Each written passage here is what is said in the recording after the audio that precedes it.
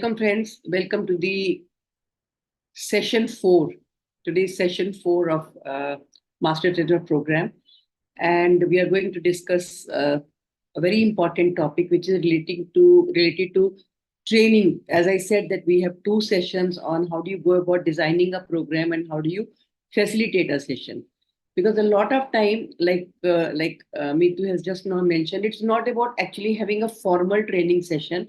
It could be just a interactive session with your team members where you need to probably give them a feedback or update them about something new. So that's again something like where you're going to deliver some information, and you have to make sure that how do you go about doing it in the best possible manner. So this session will greatly help you in understanding the nuances of how do you go about facilitating the program in a very impactful manner. And the finer details of the session will empower you not only to deal with the day-to-day, interaction that you have with your team member or you deliver a session, but also sometimes when people are disrupting and they are not in mood to listen, or they're just there to create hurdles for you when you are delivering your talk or your session. So this will really greatly help you in handling a similar situation. And I think I mentioned in the last class also that I had a couple of incidents where some of the participants just literally hijacked the session.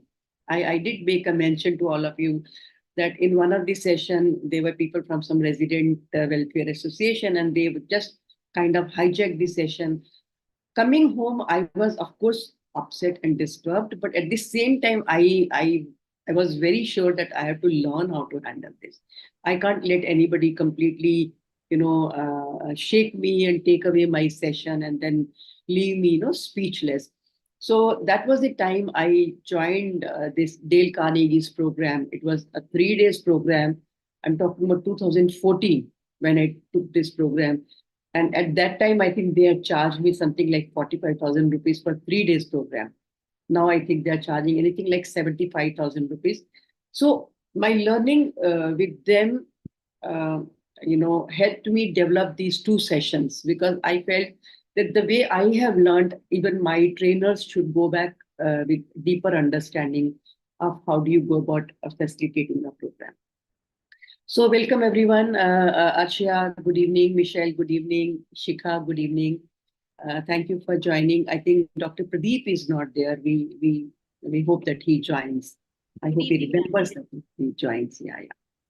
So I'm just repeating once again for all of you that we are going to talk about facilitation skills, because that's something that as a trainer we should be very good at. And not only for a training program, I think even in our day-to-day interaction, if we are able to bring in these, finer skills, they'll really help you in your day-to-day functioning. And I think Meetu was sharing her experience. Meetu, if you could share once again with the all of us, it will be great learning for everybody that how you're using the training to your advantage.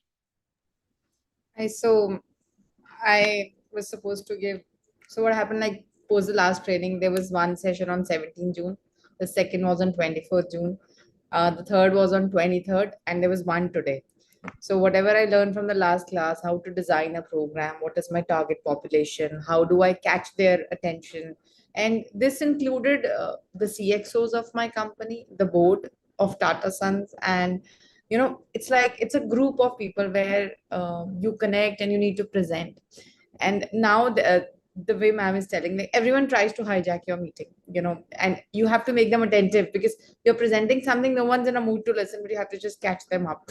So I actually learned the way from the last class how you seize the attention of the group. If someone's going haywire, how do you just get them back to the topic?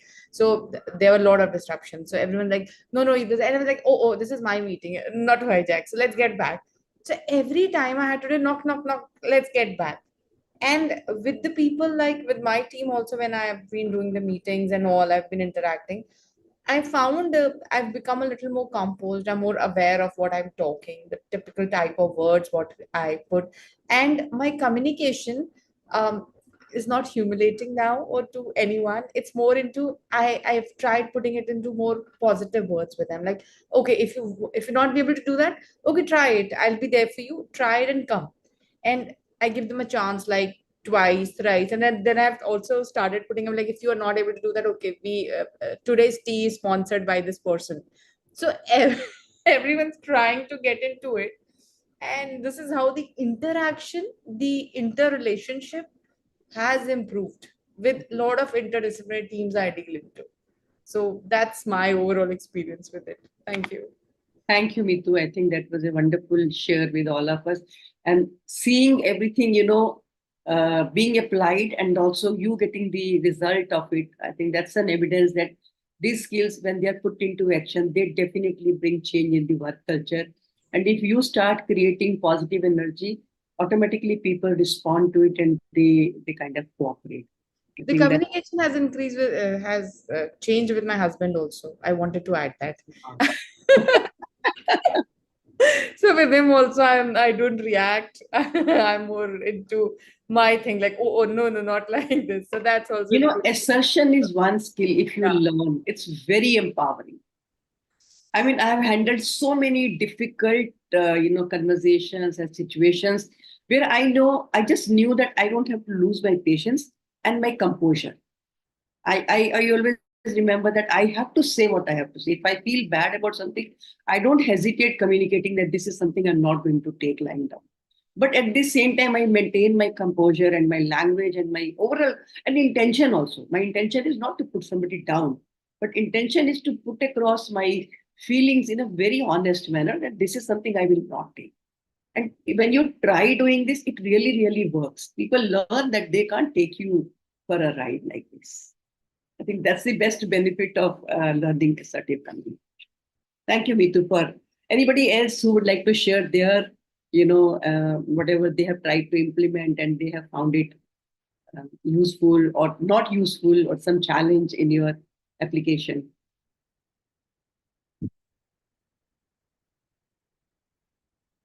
Okay, no problem. So before I go further, I just had a feeling to share with you. So what you see in my background is a virtual background. But to get this, I have a green curtain behind me. So I request all of you, because I want all of you to become excellent even at online session. Your background, your appearance, everything plays a very big role in your presentation. So if whenever you are holding a virtual meeting or a session, either like Maheshwari is using her natural background, which is looking perfectly okay because it's uniform one color. But if you don't want any background thing to be seen, sometimes we have some Elmira or some kind of thing that you don't want at a professional setup to be seen. So please make sure that you have a green curtain behind you, and that will give you an exact natural look, and even your own body contour looks very natural. So I mean, I can see Shikha and Ashya using virtual background, which is perfectly all right. I appreciate that you want to use this technology. Why not make use of it? But I'm just adding to your Kitty that try having a curtain in the background so that your overall appearance appears very professional and impact. Okay. Now going ahead with the topic, that is facilitation skill. Let me ask you, what exactly we mean by facilitation? What exactly we mean by facilitation? Mm, Go ahead, Taking please. forward the meeting Sorry. or taking forward any gathering or a meeting Okay. or addressing In the key broader person. terms, yes. The It key is person. facilitating something, making something happen. Absolutely. Perfectly. Right. Thank you. What do others say? So Dr. Pradeep has joined just on time. The moment we have started the discussion. Yeah. Yeah. So somebody else would like to share their understanding of what do we mean by facilitation skill? I think from the word that facilitate is, it means to help people understand or help people towards, because if you are doing a session, so that means it's a learning session. So to help them with their understanding, to facilitate in their understanding of that particular topic. Thank you, Arshia. Just 1 second. Dr. Pradeep, you have just joined on Sorry, time. sorry for joining late. Actually, That's ma'am, okay. I usually get a emergency case whenever the meeting is there. So I keep coming running. Oh, So that's perfectly all right. Don't worry, you haven't missed anything. We were just discussing general thing, and we have just started this session, and we are going to talk about facilitation. My first question I had asked everyone was, what do we mean by facilitation? So Maheshwari mentioned that facilitating something is facilitation, which is also a very, apt explanation. And Arshia says that it's facilitating learning. I think Arshia, you are more specific because we are talking facilitation in context of training program. So we call it facilitation because you are facilitating learning. So I don't call myself your teacher or trainer, but I call myself facilitator of the training, because the idea of me being here is not to teach you anything. Actually, you cannot teach anybody anything. You can just make people think by asking some interesting and right questions, and you see how people start, going deeper and deeper and trying to understand. My next question to all of you is, what is the difference between teaching and facilitating? I could have called it training program or training skills. I'm not calling it training skills. I'm not even calling it teaching skills. So what is the difference between teaching and facilitation? Teaching we all have seen in our school and college days, we have all seen. So how are these two different? Maybe one person, one point, if anybody can. Whatever we are learning for the first time, Yeah. it's called as teaching or learning, Mhm. training. And facilitation, we know something about it in the daily routine, we are using it. But now we are getting into a core things about the particular topic or things that is called as facilitating the things or facilitating. I think broadly you're right, because what you're trying to say in teaching and teaching, we assume that the learner does not know anything, and we are going to just start from scratch. Whereas in facilitation, we believe that the person, or we assume that the other person knows already, but we are going to build upon it. Yes, yes. Yes, Correct. to quite an extent, this is right. But I think the whole idea where we teach students, now they are saying that to facilitate their learning rather than teaching them, because they also know a lot. And we know students now know a lot. Yes, Michelle, you have raised your hand. Go ahead, please. Yeah, so I was thinking that teaching is not very participative. It could be one unidirectional or one directional, whereas facilitation might involve a chance for the person on the other side to also take part in Has learning. a lot of chances. It actually is based on the concept that you don't have to, provide all information. Like I'm asking a question, and see, all of you are when answering, imagine that you're giving 6 different perspectives when you are answering those questions. Absolutely right. Thank you. Thank you, Michelle. I think you're very right. I think teaching is very passive. It is unidirectional. It is assumed that there's a teacher who knows more. It is, and the audience or the student body are less knowledgeable.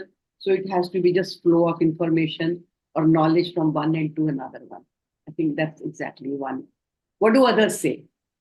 Yes, Amitu, go ahead. Yeah. I think facilitating is more, accompanying in the learning together. And teaching is something as a subject matter expert, they teach and they go. And for my understanding, like the way you take, it's more facilitating. And it's not just you just speak, and it's not a subject matter expert kind of a thing. Go and do. So it's together. That's I feel the difference. So in facilitation, even if you are a subject matter expert, you don't pose yourself as a subject matter expert. You may be knowing more because you're prepared, you have worked on it. You're ready with some set of knowledge that you want to transfer to your audience. But you never act like this. So, like you said, it is together, it is collaborating, it is going together, learning together, exploring together. So, a lot of time, the perspective that I get from all of you is very new, even to my understanding. So, it's a new learning for me also. So, it's more like collaborative that we are understanding from each other, we are learning from each other. I think that's another interesting aspect we have talked about. So, what do others say? Maheshwari or Ashia, what is your understanding? How is facilitation? Yeah. Go ahead, please. Facilitator, you once the one who have an interaction with the crowd, or like enthusiastically doing the transferring the knowledge, Mhm. and teaching is something like just telling Like others. monotonous work. Absolutely. So I think very right. It's more like, that I know, so I'm here to teach you. You better take notes or listen to me, and then my job is done. Very right. Yeah. Any other perspective, any other understanding, Dr. Pradeep? Ma'am, teaching, as you rightly said, it's a passive that there are 30, 40 students, and Yeah. we are having some structured process to teach them. In facilitation, it's a easy way. Basically, we help out and we assist them to facilitate in terms of knowledge or some skill. Absolutely. So that means you assume that your audience already know, but probably you need to just help them, organize it or bring it to surface, or to you make use of whatever they know in the right way or right direction. So actually, facilitator has a content to deliver. There's always a subject content to be delivered, but rather than just delivering it, the facilitator actually fosters curiosity, interest, discussion, and reflection. So, by doing that, you actually make your participants speak up, share, and then also at the right time, facilitator would actually step in and will, add information that he or she wants to add to the audience's understanding. So, facilitation is there is definitely some content that the facilitator has in mind that has to be transferred, but that is not done in a formal teaching manner. That is done through collaborative exploration. So I think most of the points all of you have covered. In teaching, learning is passive, whereas in facilitation, learning is active. It is collaboration where we all participate and we kind of discuss and we try to explore. And then there's a lot of experiential learning also in facilitative learning. So even when we talk about certain skills required, we all try to reflect on what we do and how we do and how it can be done. But there's a lot of experience sharing also in facilitation. So why I'm talking about this concept is because a lot of time we are so used to the conventional way of teaching, where teachers used to bring their either notes with them, then sometimes transparency. If you remember, they used to bring on the OHP transparencies. Even I have done that long, long ago. I'm talking about 30 years ago when I was teaching undergraduates and postgraduates. And then came the time for PowerPoint presentations when we started carrying pen drive or laptops and then do that. But now I think people are realizing that that way of teaching is not helpful, because you will see the programs that you are running or you will run or clientele that you are handling, they are all adults. They are educated. They are professionals. They are learners. They already know a lot. So as a result, we can't just treat them like children and talk like a teacher and then deliver that. So what we need to understand here is, how do adults learn, or how is it different from the regular audience? So I want to show you a couple of slides and then have discussion about this, so that we know what we are talking about. Give me 1 second to share the screen. We have discussed all this, so I'm not going to spend time on this. Okay, this we have discussed. Yeah. So, how many of you have seen this board on the roadside?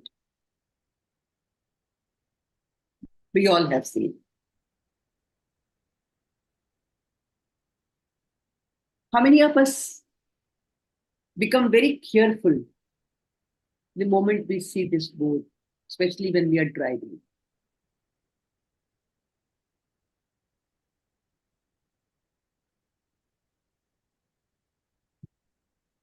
So what is the difference between awareness and consciousness? Raise your hand if you have some idea about what I'm asking. Yes, Dr. Maybe awareness is that being when I will saw this sign, Mhm. so I am aware that there is either a school or some crossing, I have to stop. I have to stop or go. That is my consciousness. Hmm. Whether I will go or not, by seeing that, I maybe. think I think that's making quite a point. Thank you. Anybody else who want to show some other aspect of it? Awareness is something we know already. I mean, knowledge, which has been a memory already, and consciousness is like what we do it in the moment. How Okay, conscious we are. interesting. That's also a good understanding. Anybody else who would like to explain it?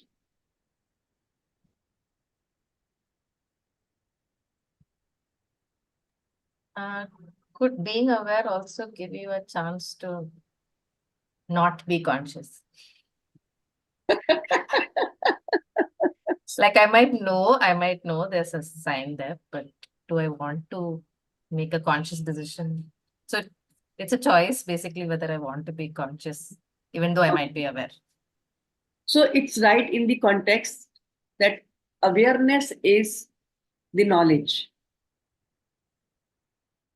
Consciousness is putting that knowledge into action, using that knowledge to your benefit. So when you will talk to adults, especially when you will have adults, the moment you will talk about anything, they'll say, yes, yes, yes, I know this. Yes, yes, yes, I know this. Do you use it? Do you put this to use? That is a question to be asked. So with adults, you will see that they will know almost everything that you will talk. What I'm talking to all of you is nothing new. You already know it. But are we really putting that in use? Are we really implementing that? So that is the difference between awareness and consciousness. So a lot of time we see this board, but how many of us really genuinely slow down and be more careful when we are driving on road, especially if we know that there's a school around? All of us know that we need to treat our staff and subordinate with respect. It's nothing new. How many of us actually genuinely do that? The second aspect of adult learning is the difference in the learning styles. If you remember, I gave you a questionnaire. Let me stop sharing here and discuss the questionnaire here. We all, interact with the world using different cognitive faculties. Some prefer a visual, stimuli over auditory or some other kind. So the questionnaire I gave you was to, first of all, help you know what is your preference when it comes to interacting with the outer world, or what is your preference when the outer world is presented to you. So if you remember, I hope all of you have your scores. So A, B, C, read just the first three answers. And when you read the first one, what does that say? First answer, A, seeing. So it's visual. Second one is, I hear you. That means auditory. And third one is connecting through emotions. We all connect with the world or prefer the world to connect with us using these senses. Each one of us have a different preference. So when you will see your results, so what I want you to do is count the number of A, count the number of B, and count the number of C for all 15 questions. Take a minute and count the total number of A, total number of B, and total number of C. Do you have your answers with you? So, ma'am, one question can have multiple answers. Is that fine? Can be. So you can add in all three. No problem.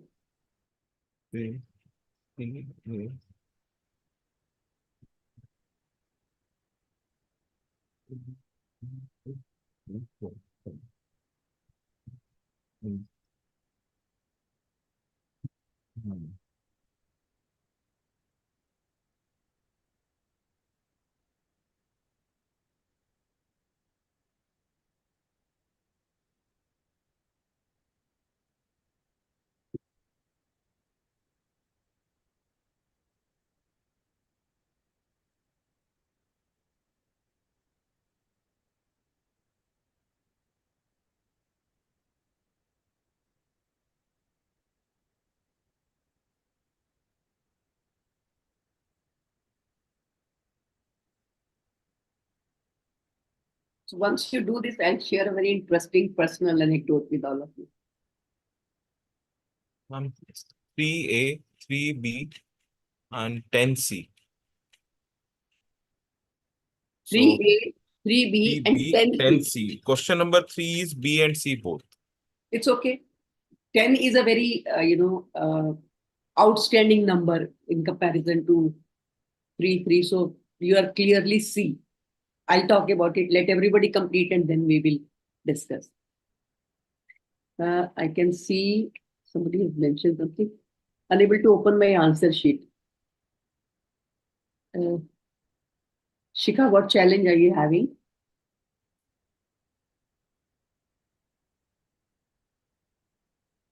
You can unmute and speak, I think.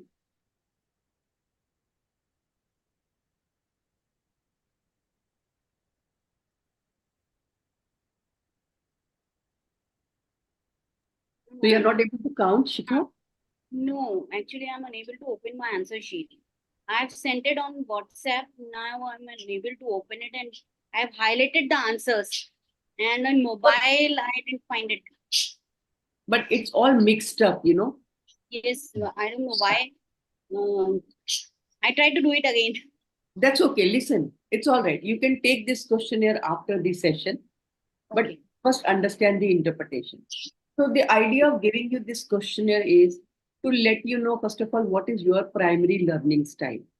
Some people prefer auditory stimuli. They are comfortable if they are made to hear something. Some people like things to be present in front of them. And then some people prefer when the content is presented in an emotional, manner, they connect better with the message. So when you will have multiple, people in the group, obviously you will have to make sure that you are able to engage with all of them. Like for example, if I take Dr. Pradeep's score, for him, C is 10, which is connecting emotionally.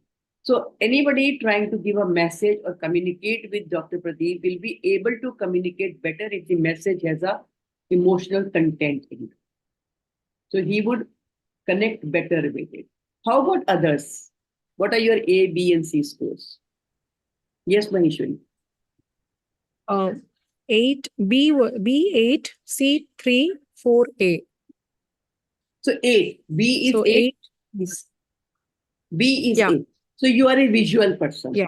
So you will prefer when things are presented to you in a visual form. For example, you go for a meeting and you just speak and come back. People who are visual learner, unless you will show them something, they will not be satisfied. Or if you go for a meeting and if somebody just talks to you and does not show you anything in front of you, you will not be happy with the interaction. You will be kind of, no, I'm not enough. So I'll just share my experience with you. See, my husband had this habit of, after he would visit his friend's clinic, as I said earlier, also, I think that he's an ophthalmologist. So I'm talking about almost like 30 years ago when we were initially in the practice. So he would visit his friend's newly opened clinic, come home, and then she'll tell me, my friend has opened a very beautiful clinic. The moment you enter, there's a reception on the left-hand side. Then on the right-hand side, there's a very beautiful waiting area, very nice colored sofas he has put.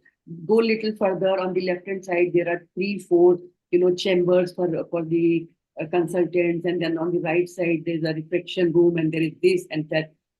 He explaining me this would make me so agitated that I can't tell you. I mean, I used to say, please don't explain me. I don't want to hear. I don't want.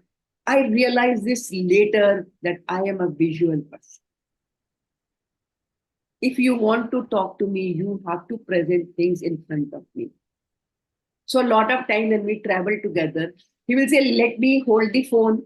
I will see the GPS and then I will tell you, take right, take left. I said, no, I need to see the map myself. I need to see the navigation map myself because I'm a visual person.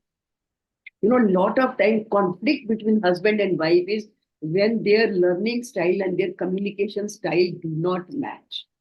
Just 2 days ago, I had a professor couple who were, unhappy with each other just because their communication style and their, the way they express and they connect is not matched. So the idea of giving you this questionnaire was to help you know that we all have different, preferences. Same way your audience will have different preferences. So when you are creating content, you will have to keep all of them in mind so that all of them engage with you. Therefore, having, some auditory messages, some stories, some visuals, some experiences, some emotional content is what you require to make it a rich mix of the, content so that everybody gets engaged. So the second part I talked about was different learning styles, and that is adults have different learning style, and we need to be mindful of this. You need to keep this in mind. So if any one of you tries to just go and talk without any visual, your visual learner will be disengaged. If your content is very dry and has lot of visual, but there is no explanation or proper explanation, your auditory audience is going to get disengaged. If your data is too dry, uninteresting, and not making sense, your emotional learner is going to get completely disengaged. So you have to make sure that you engage all of them by having a mix of all three. The third point that I want you to remember for adult learning is that they unlearn slowly. It is not easy to unlearn anything. So all of you write your name with your dominant hand. Most of us, I think, are right hand. Am I right? So write your name using your dominant hand, which you use regularly. Where chat box. Sorry? You have written? Now write your name with your left hand.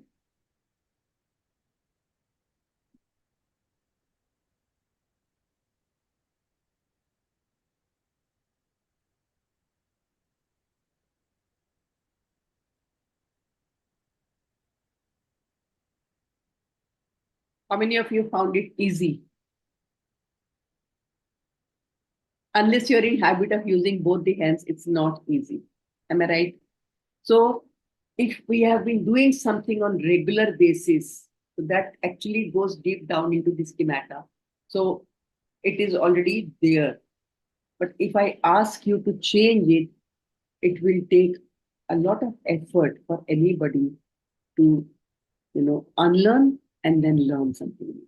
So how many of you still prefer paper, book over e-book? Like, for example, even I like to hold it in my hand and feel it. It has to be on my bedside.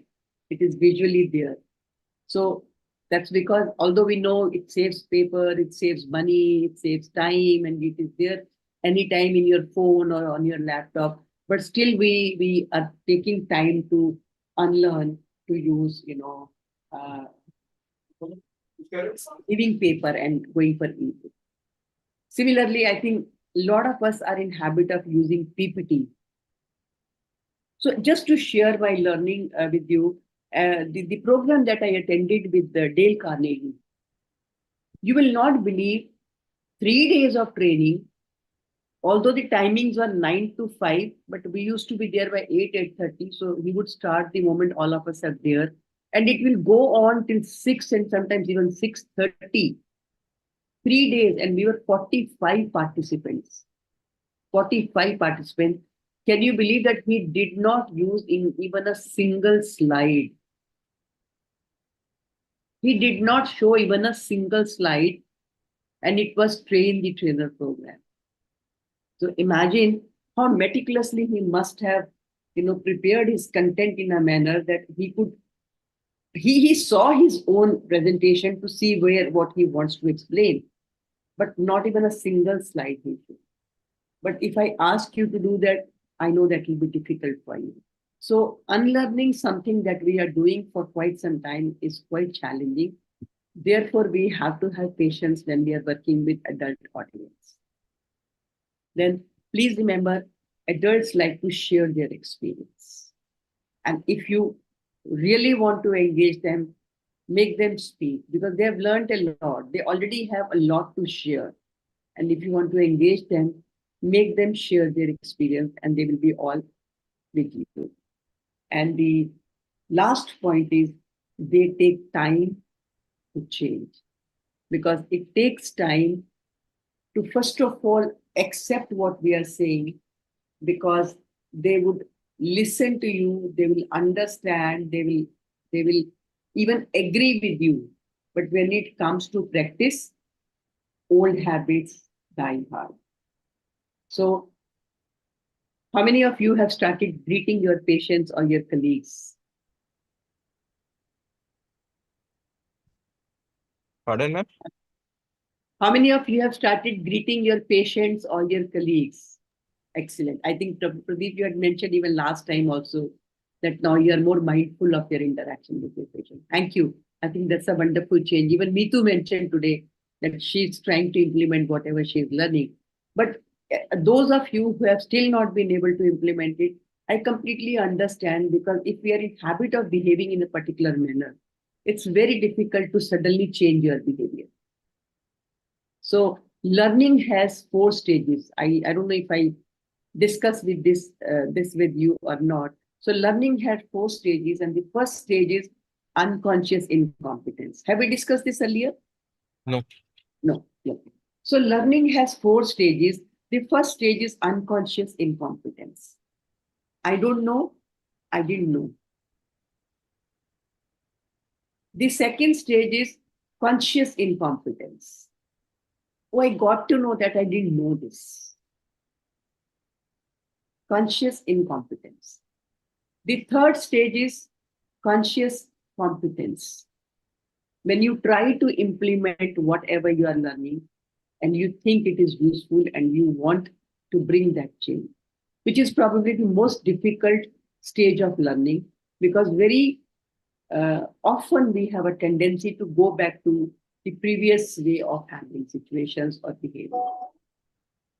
But once you are able to go through this phase, when you are able to consciously put effort and make things change, stage 4 is unconscious competence.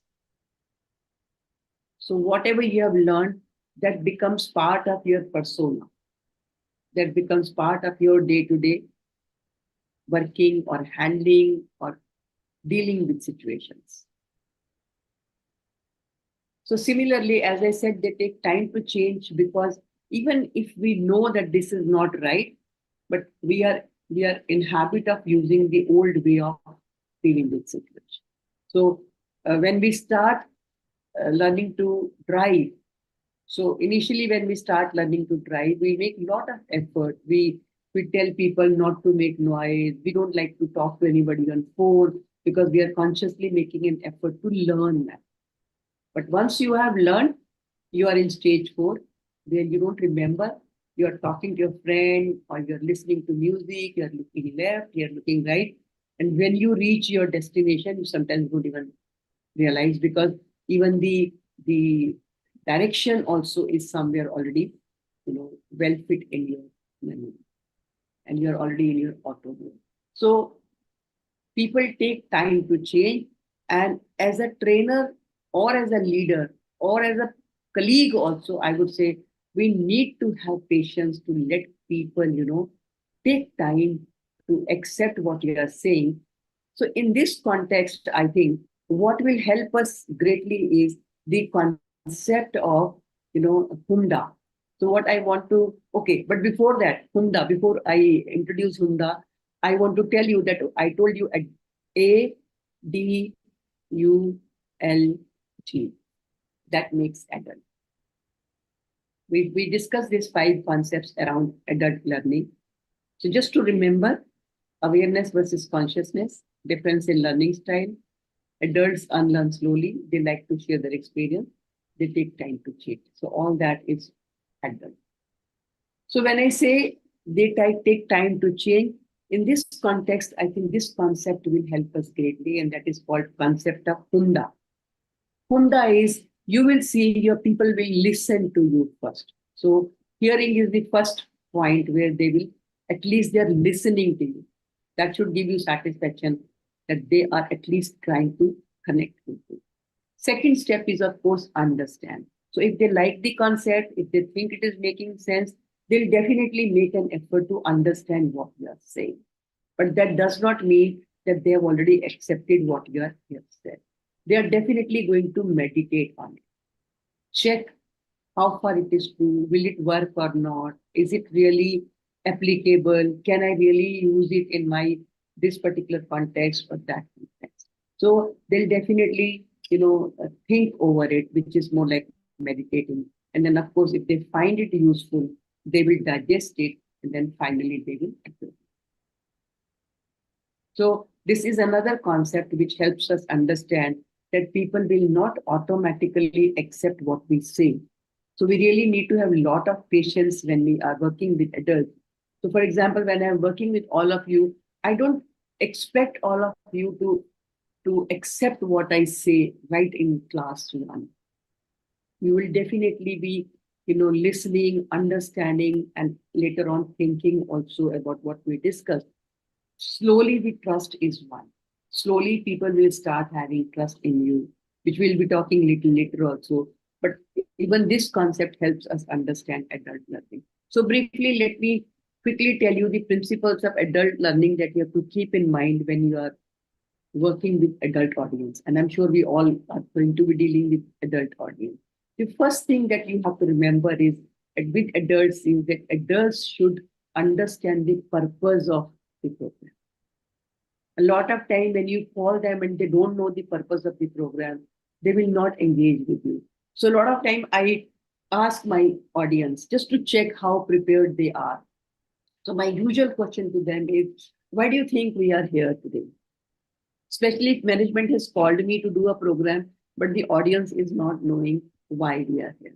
So right from their faces, I can make out that they don't know the purpose of it. They just know that they have been informed that there's a training, so they have to come. Very important is if you are able to help them see why they must learn this.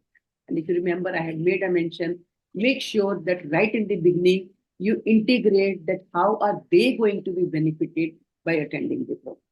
So with adults, purpose of the program is very, very important. And if the purpose is your need, then they will not engage. How are they going to be benefited? Then creating a need to learn is most important to engage adults. So when you take sessions with them, and if you say it is patient satisfaction, it is image of the hospital, it is revenue that makes difference, they're not going to be interested. But if you let them know that by learning proper communication, you are going to be happy because your patients are going to come and thank you. They're going to really bless you. Or it will protect you from violence or litigation. Then they'll say, yes, yes, yes, I think I need to learn. Engaging, as I said earlier, engaging the adult participant is very important because unless you are able to make them understand what you're saying relates to them, or you make them share their experience, they will not get engaged. Make sure that your environment is friendly and informal. Because a lot of time we think I'm the expert, I know more, so I'm here to teach, and you try to be their teacher, they're going to throw you out. So with adults, with professionals, with educated audience, it has to be friendly and informal so that they become part of the session. And then of course, their experience, as I said, they all will have a lot of experience. If you are able to relate your content with their experience and acknowledge their experience, they'll definitely become it. And then you need to be thorough with your subject knowledge and also the training pedagogies, because it's based on these two pillars you are going to stand firm on it. So when you're dealing with adult audience, please remember that these are some of the principles we have to keep in mind. Now coming to some guidelines that will help you to facilitate your program effectively. The first guideline that I want to share with you is preparation. So how much of preparation do you do for a session? Suppose if you have to take, say, 30 minutes session, how much of preparation do you think you need to do? Yes. Question in the time wise you're asking, ma'am? Yeah, yeah. Preparation, the time that you will invest in preparing for the session. For a week? Okay. For 30-minute session for a week. But how many minutes or hours? Every day. You're asking every day how many minutes? Yeah. If you're saying every day, then how many minutes every day? Or how many hours every day? At least an hour Half a an day. hour. Half an hour. Okay. Half an hour to 1 hour. So 6 days, that means 30 minutes into 680. Okay. And if I go by Shikha's guess, it is 1 hour, 360. Okay. Okay. Any other guess? Good guess, both of you. 8 to 10 times minimum. Wonderful. Very close. So the thumb rule is 10:1. For a 1 hour session, at least 10 hours of preparation you will have to invest in, especially in the beginning, because when you are going to create content and read and then plan and then, of course, once you start taking particular topic on regular basis, then it is less of a recreation, but it is more like refining your content and your delivery. But to start with, at least 10 times the time of preparation, time of the delivery, you need to spend in preparation. Also, it is very important to know far more than you will ever use. Not that whatever you will read or you will prepare, you will be delivering. But you really need to know, much more than what you're going to talk. Almost like 3 times more. Because a lot of time your audience may ask you a question which may not be directly related to the topic, but it could be indirectly related. And if you're not thoroughly prepared, you will not be able to handle those questions. And then, of course, make sure that you are ready with a lot of, planning, proper planning. But please anticipate that most of the activities take much longer than you plan. Especially, for example, role plays, group activities, discussion. They're going to take much longer than what you expect. Then also plan for both smaller and larger than anticipated groups. A lot of time it has happened with me that they would tell me there will be around 30, 40 people.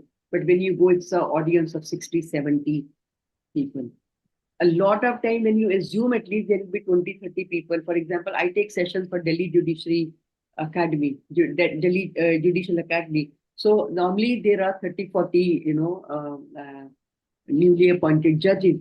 But there was a program where there were only 3 of them. So they were actually appointed for a special task. So then I was surprised to see only 3 of them. But then you have to be mentally ready for that kind of audience where it will be more or less than your anticipated size. Now, coming to the training format, that also we have to, keep in mind, because when we are, what exactly we mean by training format? Any idea? The program that you are going to conduct, the whole beginning from the presentation till the feedback of the trainer. Okay, that's also a good guess. Okay, that's also right. But that was more like a presentation structure. That was structure. So what exactly I mean by training? Go ahead, please. The content of the program training. Again, that's part of the structure that we will be talking about. What I want to say, how do you, okay, if you're saying content of the training, to some extent, it is related to what I'm going to explain. So the content has to be something like simple to complex. Now, even if you look at the program that we are having, Master Trainer program, the initial 2 topics were the baseline topics, if you remember. Because I said we all need to know why we need to learn communication. And then what are the, finer communication competencies in terms of verbal and non-verbal. For some of you, it must be very, very basic because maybe you're already doing it or you are in the know of it. But just to create a foundation, base for everyone, I decided that we will have two sessions on these two topics. And now session 5 onwards, we are going to discuss more complex topics. So again, the sequence that I have designed is simple to complex. So I'm sure any surgeon before they actually start operating, they actually start learning from, suturing a clean lacerated because they have to learn suturing before they start to learn operating.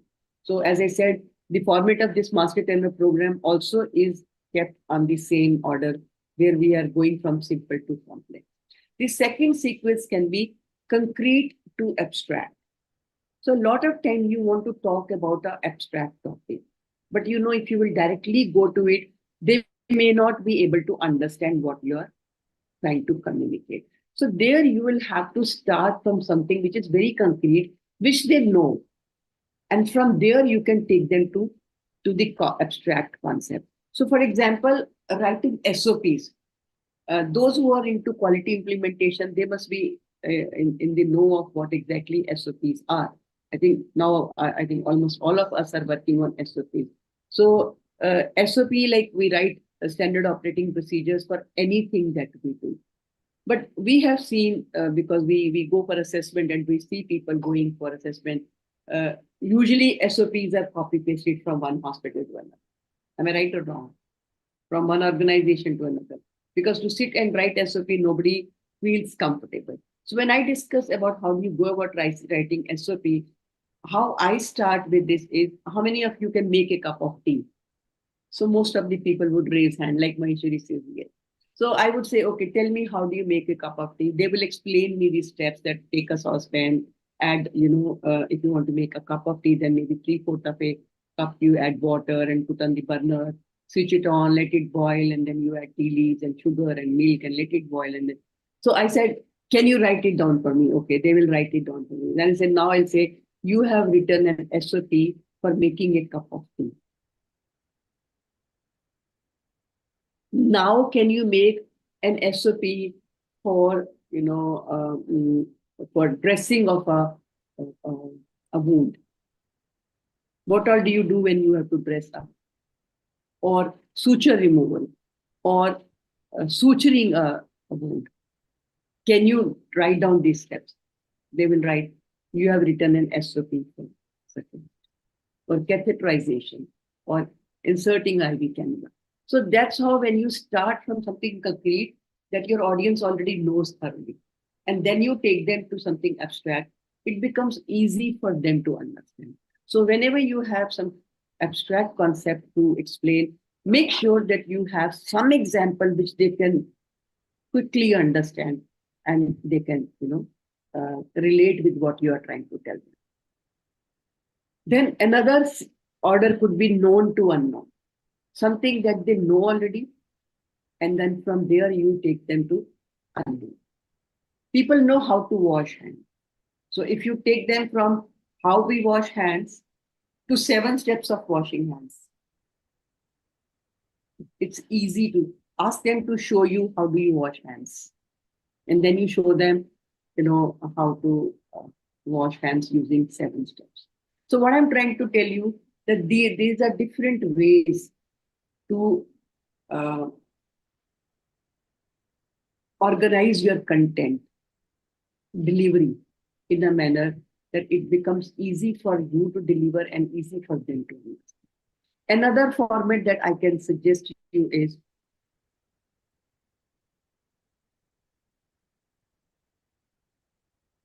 this is especially when you want some skill enhancement for them. So in that, the steps that you follow is, tell them what to do, show them how to do, and then let them do it. For example, when I do role plays, I actually do in different order. A lot of time, I make them do role play first. And then I have a discussion around it. What do you think you did effectively? What else could have been done? If you are given a chance, how will you do it differently? That's like, I make them reflect on their performance. And then I give them return demo. I show them how we have to do it. It could be the other way around. I tell them that these are the things you need to do. Then I show them how do you do it, and then you make them do and practice. That's another order you can. So especially when you are working on some skill enhancement, you will have to see what will work or what not. A lot of time when you make them do to start with, and when they realize that it's not that easy and I'm not all that perfect, it also helps to ground them, to let them realize that there's a scope for improvement, that they can learn. So if you ask them to do the role play, when they do it and when you give them return demo, they get to realize, oh, this could have been done. So this is for, now coming to the basic presentation structure. How do you go about organizing your structure? And we all know that there's always an opening of the session. Then there's a message, that is the content that you want to give them. And then evidence, make sure that whatever message you give should have evidence. And then there's a closing. We will go little deeper this time. I know we had discussed this in the last class also, but we are going to go little deeper. How do we go about opening? So if I may ask you, what different ways are you using right now to open your session? How do you normally open your session?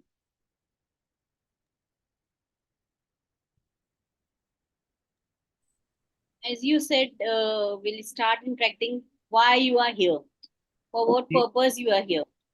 Like I start taking induction training, I usually ask for what purpose you are here. What do you understand by induction? Uh-huh.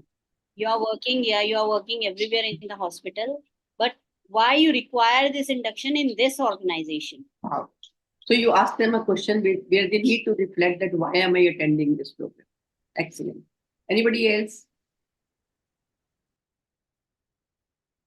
I usually either do it with a story, start Uh-huh. with some story which is relevant to the session, Mhm. or asking a question. Mhm. Okay, that's what's interesting.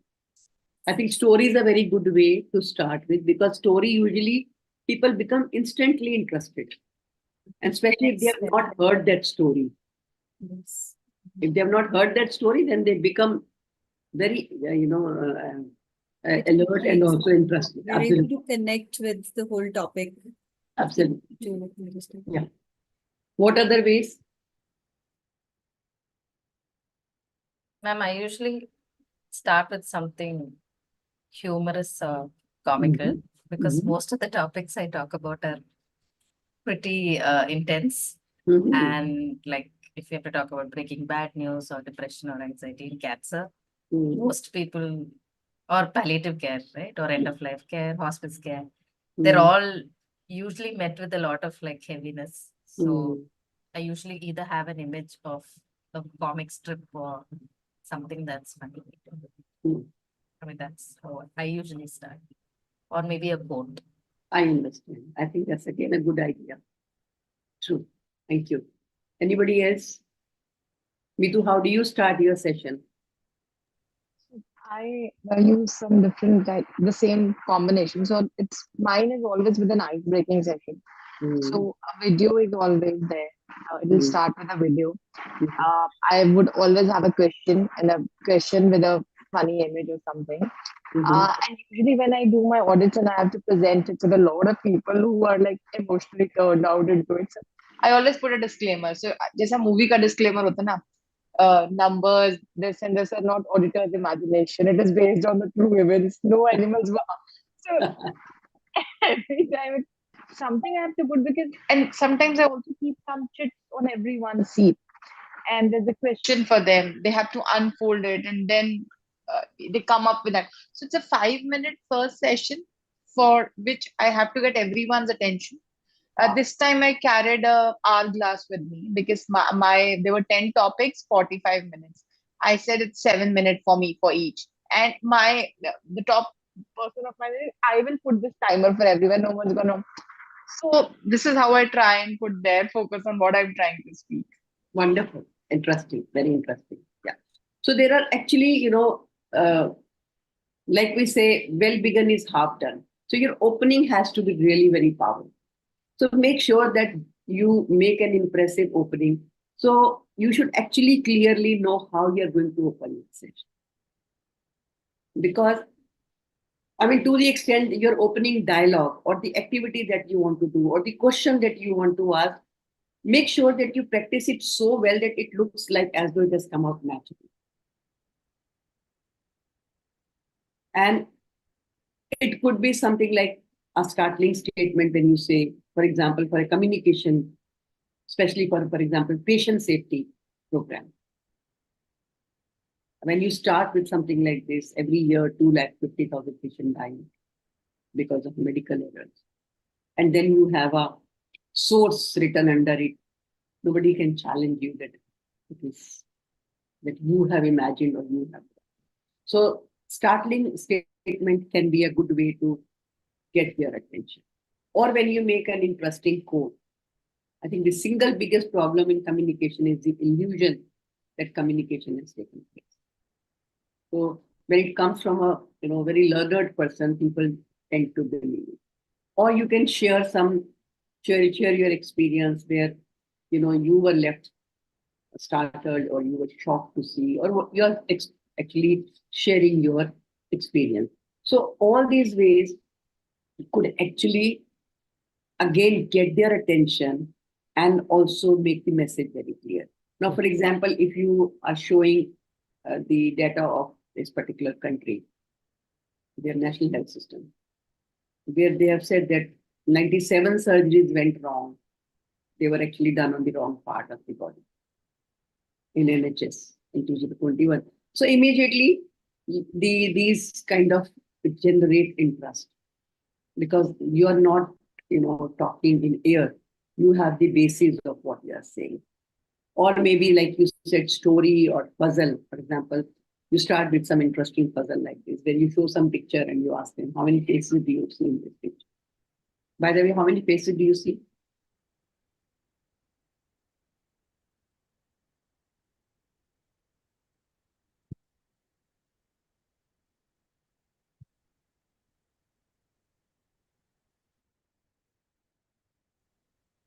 How many faces?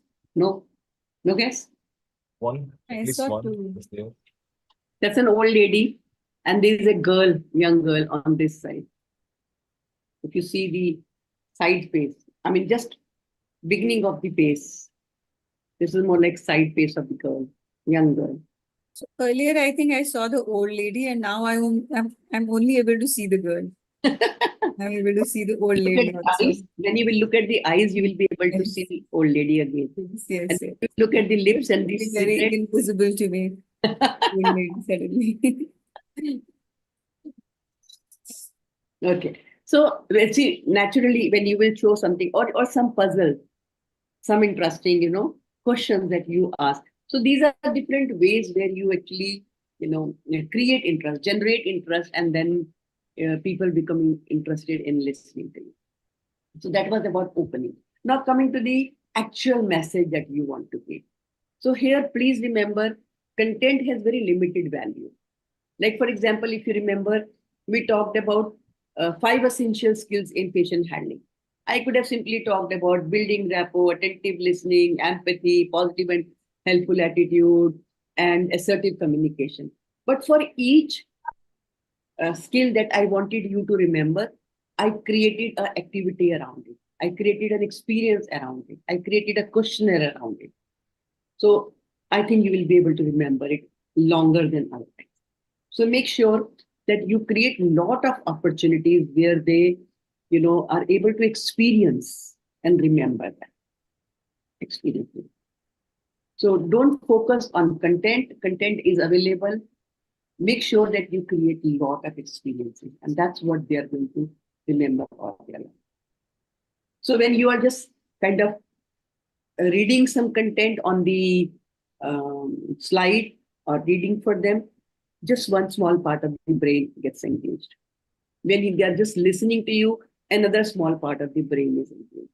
When you make them recall, again, a small part of the brain is doing. But when you're actually engaging them into something like storytelling, where they read, listen, recall, emotionally connected, you can see multiple parts of the brain are engaged. So that's the whole idea of creating experiences where they become part of the discussion. Now coming to the format of presentation, please make sure that your session is not longer than 90 minutes. It is not a good idea to hold your audience beyond 90 minutes. So usually you will see, they say, let's give them a bio break or a tea break or some break so that they're able to get a move around and have a change of energy. Also, as I said, a lot of time, make sure that you build a lot of activities into each segment. So you can see we are sometimes moving on to some questionnaires and discussion. I stop sharing the screen, we have discussion. That's because we don't want to be just watching this video, the presentation and listening just quietly. Then make sure that the visuals and hands-on opportunities are well integrated into the content that you want to share, and provide opportunities for repetition and reinforcement. Throughout, as a facilitator, you will have to project enthusiasm, confidence, and encouragement. You'll be able to sense yourself that somewhere the session is going dull. So you will have to see how you can re-energize your audience. So to ensure participation, because ultimately the whole idea is that everybody should participate, you will have to try different ways. For example, you can vary group size. So sometimes you can have activities where the whole group is involved, or you can actually, especially in a physical program, when you have people sitting around table, so you can have activities where all members of the table are included. You could also make them into 3. For example, when we will do role plays, a lot of time I'll say, okay, we don't need the patient, we just need the healthcare provider and the patient's relative. Sometimes we will have a patient and relative and the healthcare professional. So you will have to, vary the group size to create interest and engage everyone. Even the approach has to be varied when you are doing the session. So a lot of time, like for example, I keep asking you some questions which actually are thought-provoking, where you need to reflect and answer. Sometimes critical thinking questions where you need to find an answer which you have not thought of, or some creative thinking where you need to really create some ideas or some approach. So the whole idea is you are using different ways to engage your audience. So role plays, case studies, which we will be using from next session onward. So you will see a lot of these things will be utilized in the sessions. You can also vary your activities, like you can use quiz, flip charts, reading, demonstration, reports. The whole idea about this is you have to engage your audience, and then even recognition of their participation. So a lot of time you must be seeing when I say thank you, it was nice, thank you for answering this, thank you for asking this question. The whole idea is that you want to encourage them to participate and recognize their participation. When you give them some content, make sure that you provide evidence to what you're saying. So what are the different ways that you can provide evidence? What are the different forms? Write in the chat box. I think that will be better because now we know there are multiple.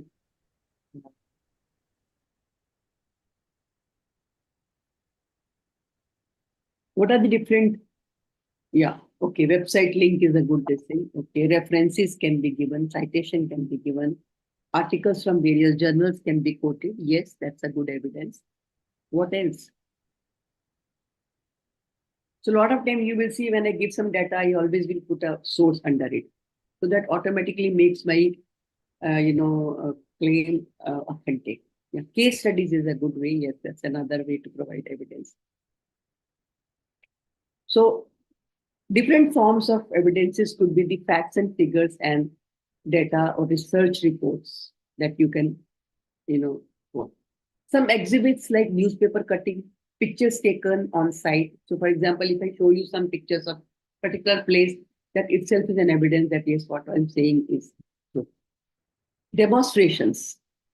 When you make people do something or when you demonstrate, even that becomes an evidence.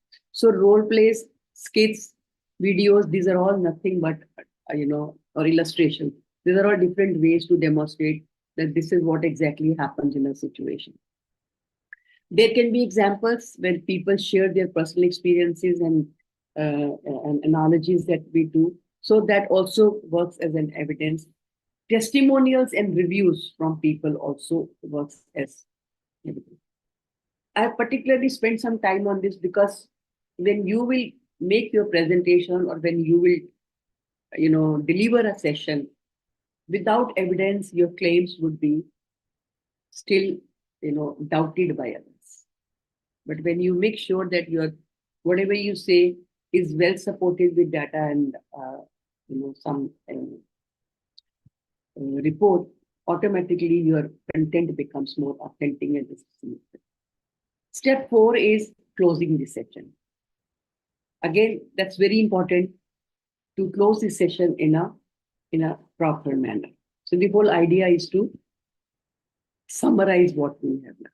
So what different ways do you use to close the session?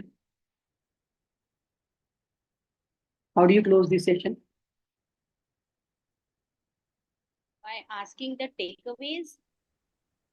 That's a good way. I think asking them to, share their what Carry they. home message, just 1 or 2 liner. Absolutely, that's a good way. What are you going to start applying from tomorrow? What do you think you found useful? What new learning did you have from this take home message, like you said? So the whole idea is if we are able to, kind of revisit what we have learned in this thing, where you make people kind of repeat the important message in the program. And like you said, ask the participant to share at least one takeaway. So even if you ask each one to tell one learning, automatically most of the things will be covered.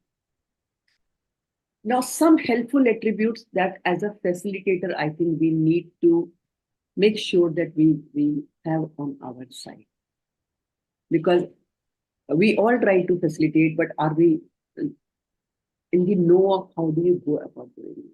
So first thing that I want to emphasize on is your enthusiasm, passion, and commitment. You are engine of the program.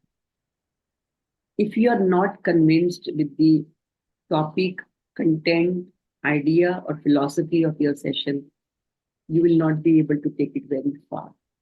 So as a trainer, if you're not sure of what you're delivering, it will be seen in your conduct. So knowing your subject and then carrying it with enthusiasm, interest, and commitment is very important. That is why sometimes people take programs, but they don't take it forward because it requires a lot of effort to stay committed to the concern. So whenever you will do a program, even if it is 2-hour session, initial 15-20 minutes, you will see people are not interested. They are not getting engaged. Or are they liking it? Are they finding it useful? Are they going to stay back? Are they going to go away? So there's a lot of ambiguity. As a trainer, you really need to have patience and have confidence in your work. And you will see, things changing in your favor. So the 500 program that I did in government sector, I mean, every time I went to do a program, I knew initial 15-20 minutes, they will be making all effort to kind of derail the session or talk something which would kind of, make people laugh and kind of making mockery. But then if you know your content, if you know why you are here, if you are clear about the purpose and objective, it's just a matter of time. So I'm sure when you have joined this program, initially even you will take time to have trust in the program or sessions. But as a trainer, you need to have that patience and you need to have that tolerance to that ambiguity. If you know your content well, if you're sure of what you're delivering, don't worry, you'll be able to turn the tables.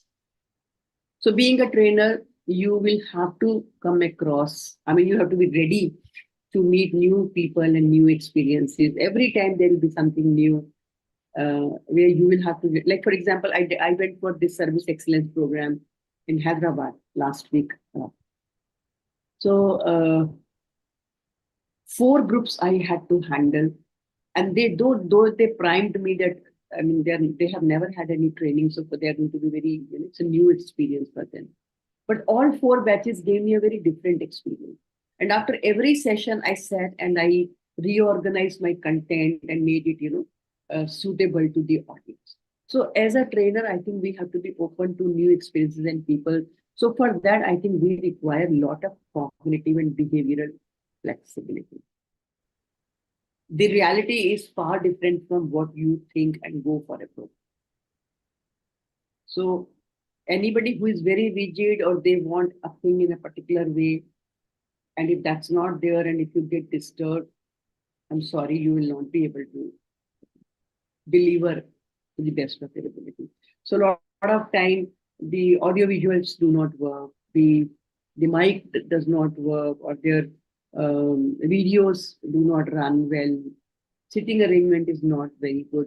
Of course, as I said, try to ensure this prior to the program so that you are sure that everything is in place. But again, sometimes things are not in your control. So you have to be mentally ready for some things that are not up to your level. Again, usually in a lot of situations, you will have audience from a different mix. You may have a mix of doctors, nurses, front desk staff together. So you need to be mindful of the interpersonal, dynamics, even the cultural differences between people, because they come from different backgrounds. So we need to be mindful of those things when we are, doing activities or doing the delivery. So we need to keep in mind that whatever message we give, it has to be neutral and should not be targeting somebody or should not be degrading somebody or demeaning somebody. We have to be, respectful to each and every member of the party. A lot of times, things that we say, it may not work in their situation. You don't know what their challenges are, what their difficulties are. So we really need to be more empathetic and compassionate towards our audience. Things we say, we just say it, we ask them to do, but the ground reality could be very different. So we need to really practice empathy and compassion rather than finding fault and blaming them for being not very effective. This is one, I think, virtue that the trainer should always have on their side is honesty. Because the more you try to show or fake, it comes out. And whatever you want your people to practice or to demonstrate, you will have to first demonstrate. You will have to be available. If I want my people to, talk properly, more professionally, I need to showcase them. So I think there is no replacement for honesty. One has to be very transparent in their approach. And if you are honest, it will not take much time for your audience or for your team to start following your footsteps. Sense of humility, I think that's another important virtue we have to keep in mind. See, even a small amount of arrogance or overconfidence can actually derail your well-run program. I think one thing that we have to remember is it's all the grace of God. Whatever we are, wherever we are, it's the grace of God that we are wherever we are.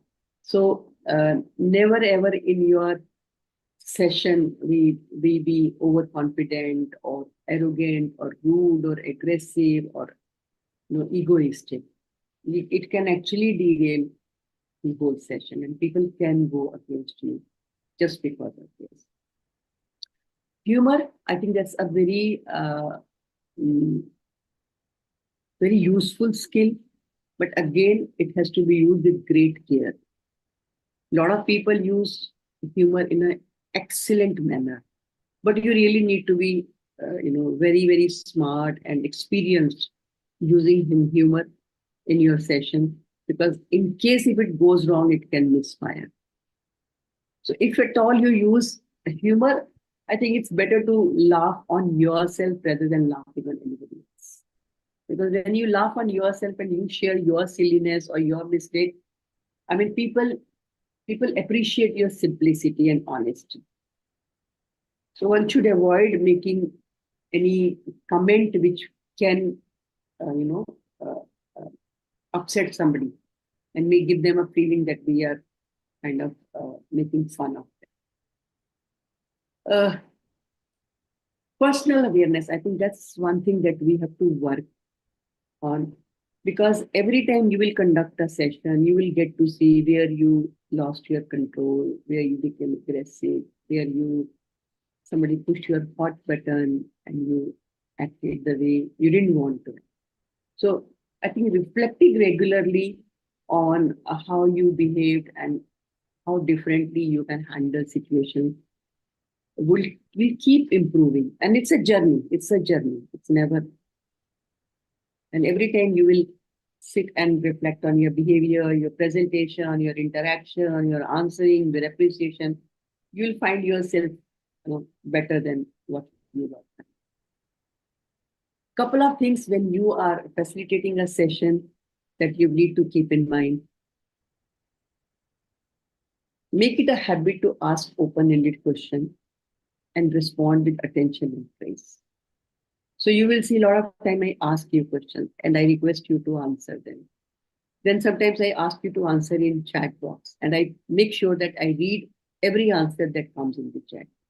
The idea is every answer has to be acknowledged, appreciated. And then if somebody is answering, we have to listen to that and appreciate them and thank them for answering, because that's how you will be able to take them. Second important point is creating a safe and supportive learning environment. You will see in your program, some people would speak more often than others. So you have to make sure that everybody feels comfortable and safe and they participate wholeheartedly. So for that, you will have to create psychological safety for the participants. So for example, when I say you, this is one class where you can give even wrong answers. Please answer. That's all I want. So try to guess. Even if it's a wrong guess, it's all right.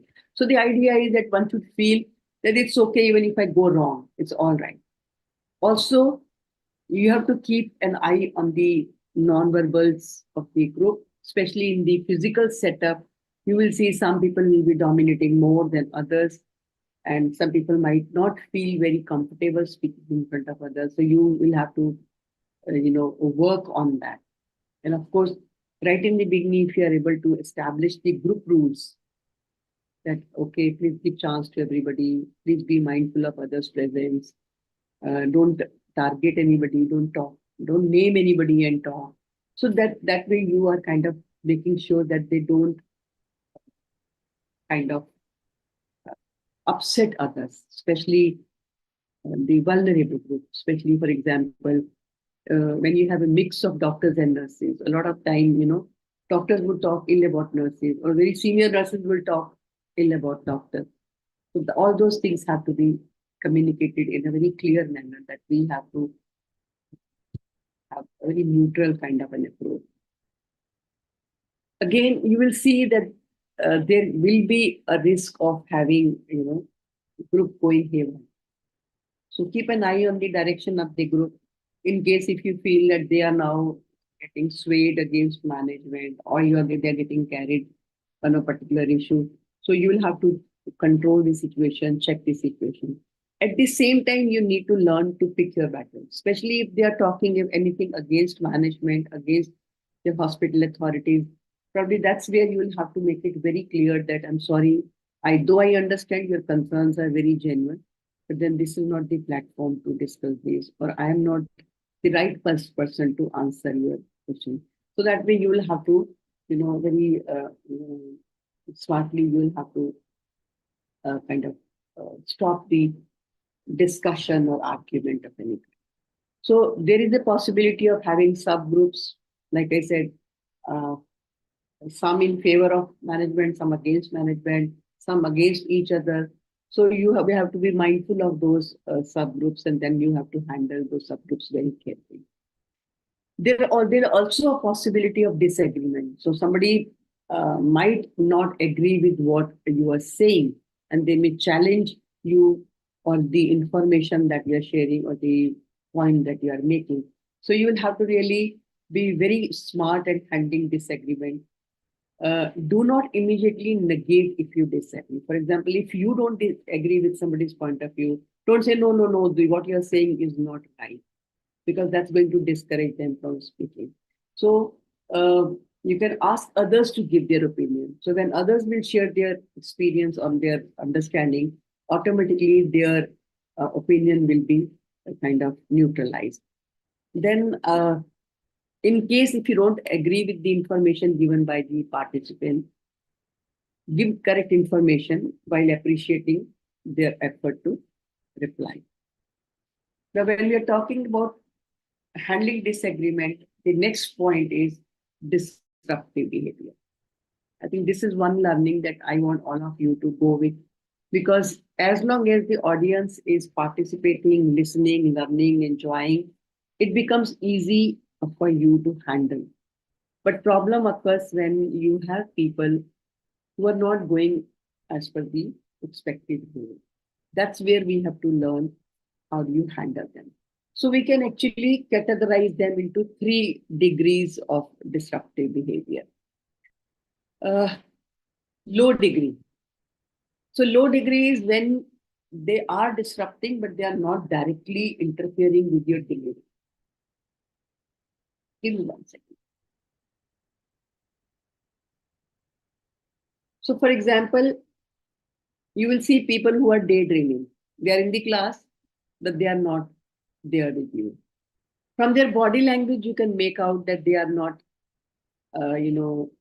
okay with what you are saying or what you are discussing. Or they may not participate. From your facial expressions, you can make out that they are not going to open their mouth or they are not going to participate. You'll also see people using cell phone very often. Some might even enter late or leave early, or even may go out and in and out couple of times.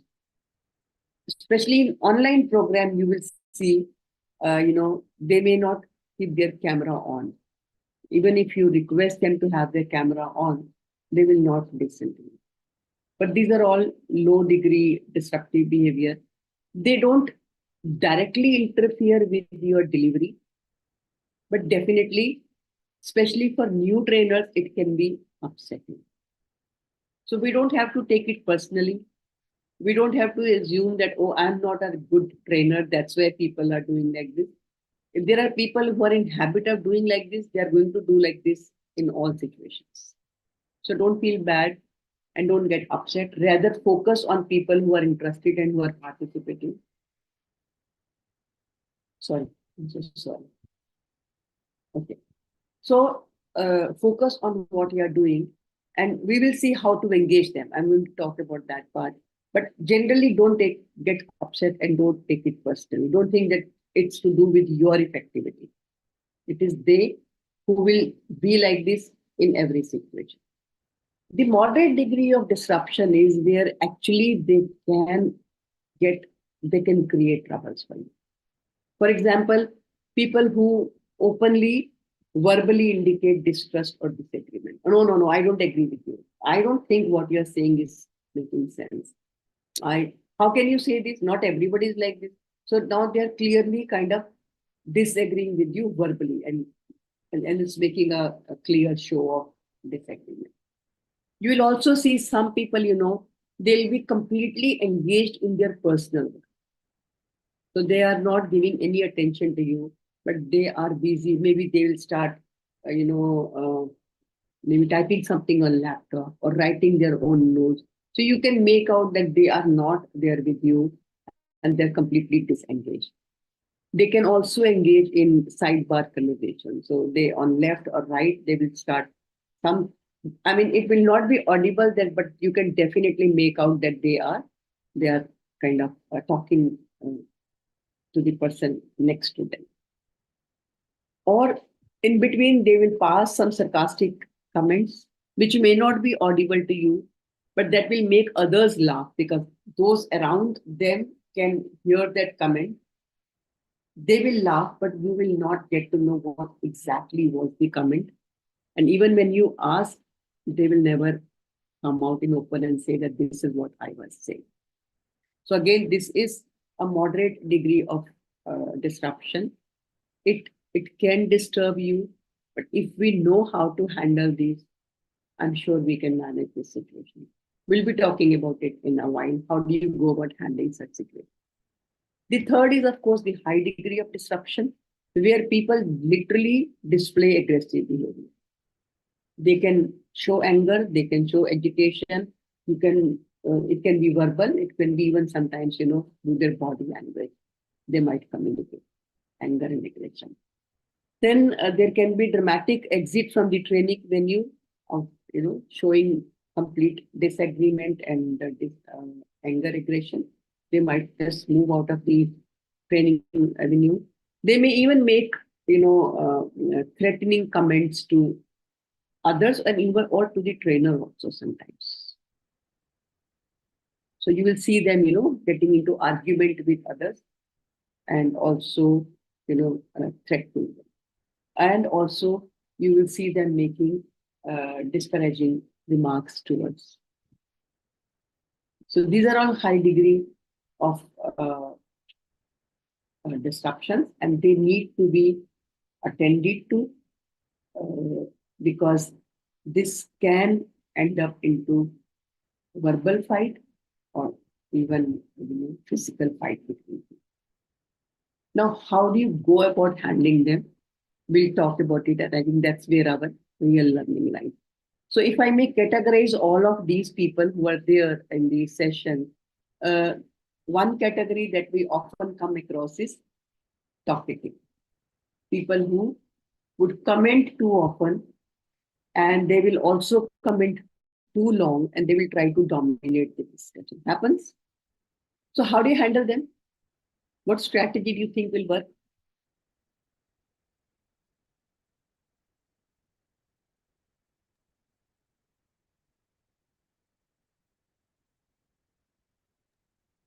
I think at that time you need to tell them that the discussion will happen after the session or after we've taken a certain topic to an extent, and then they can ask questions or something.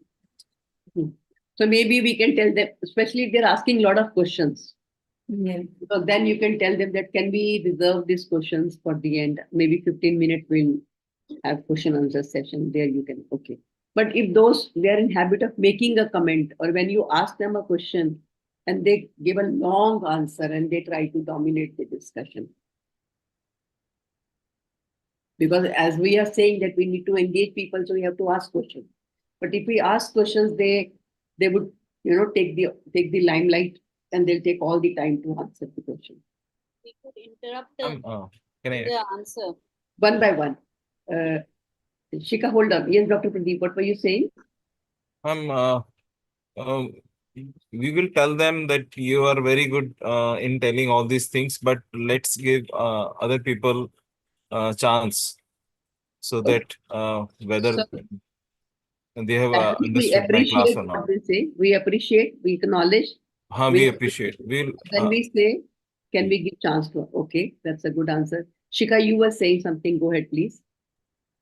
Yeah, the same that we can appreciate the answer to Mhm, tell that you have a good experience, but mhm, let's others also have an experience through this training and mm. understand the things. Whatever you know, they could also be in the mode that they can understand the things better through our training sessions. Again, at the same time, when you see, now if it was somebody junior to you, maybe you can tell this. But even this long comment, you will not be able to make, because automatically they'll feel offended that, okay, you have pointed out that you are speaking too much and I need to speak too. We have to let others speak. So again, here you will have to be really very smart when you're handling people like them. Make sure that you recognize their contribution. After all, they are saying something, so you need to allow them to complete, and then also appreciate what they have said. But at the same time, you can actually communicate. Okay, let me ask others. Let me know what others want to say. Do you agree with it? So what you are saying that you have spoken, thank you, and I move on to the next one. Also, when you know somebody is constantly answering all the questions, so you can make sure that when you ask a question, you tell for whom this is. What do you say, Arshia? So when do you say Arshia, everybody knows I'm asking the question to Arshia. Others will have to hold for a second. So what do you say? When I say like this, then everybody wants to answer. But when I say, what do you say, Mitu, about it? So automatically everybody knows that this question has been targeted to Mitu. That's another good way of making sure that you are able to engage in. Therefore, I always say, make sure that the student participants have name tag.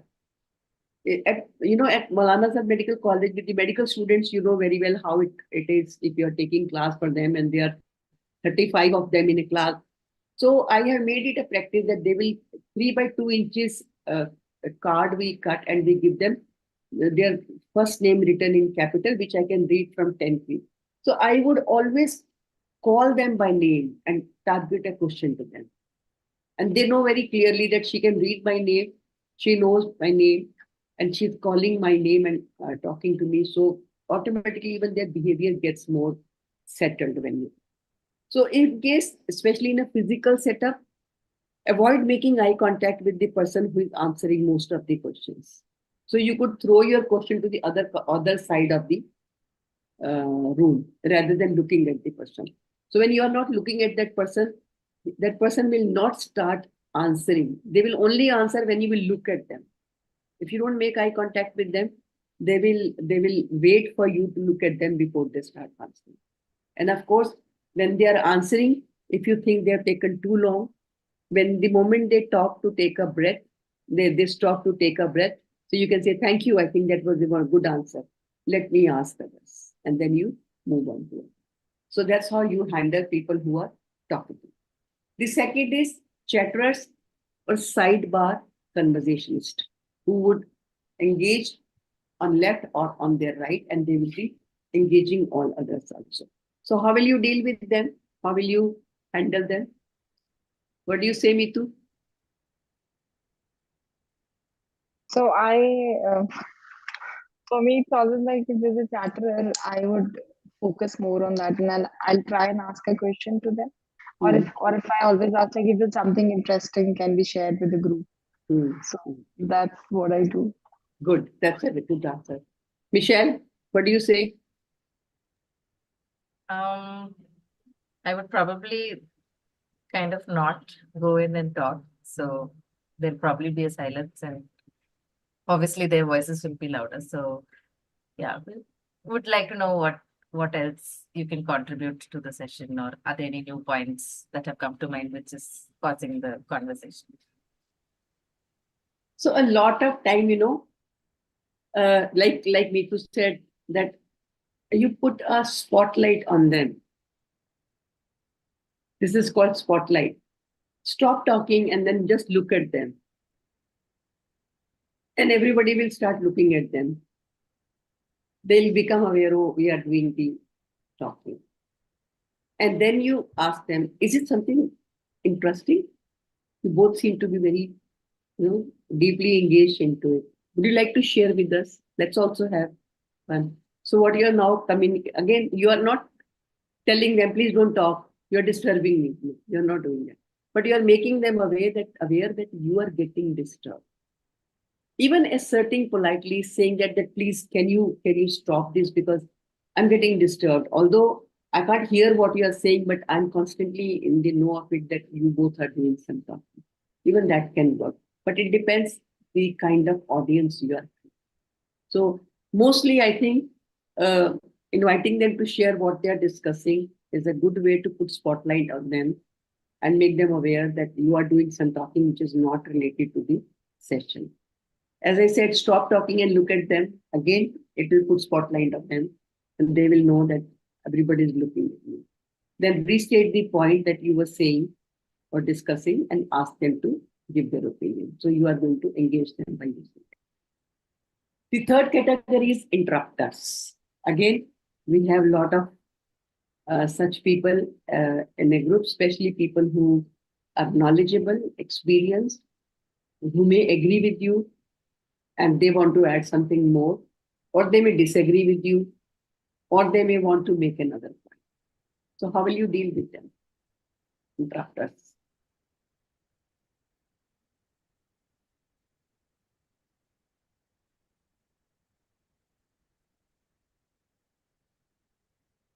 Ma'am. Mhm. I think one needs to listen. Sorry, go on, Dr. Pradeep.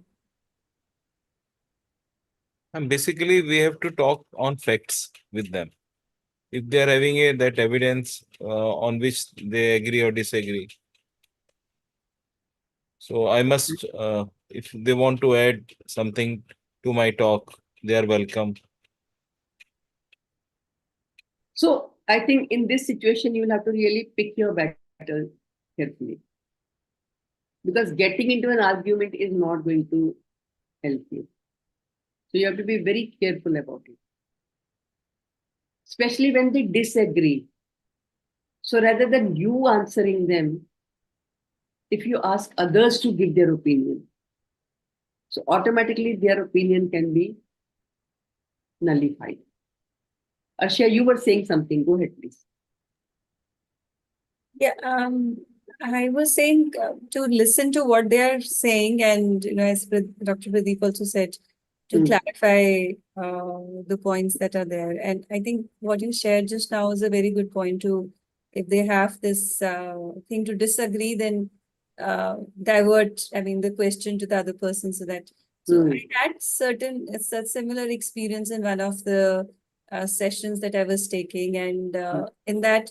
So there was this one person who would, who was there to kind of show off that he knows better or something like that. So he would also throw in questions, and then after, when everybody has answered, he'll give long answers on his own.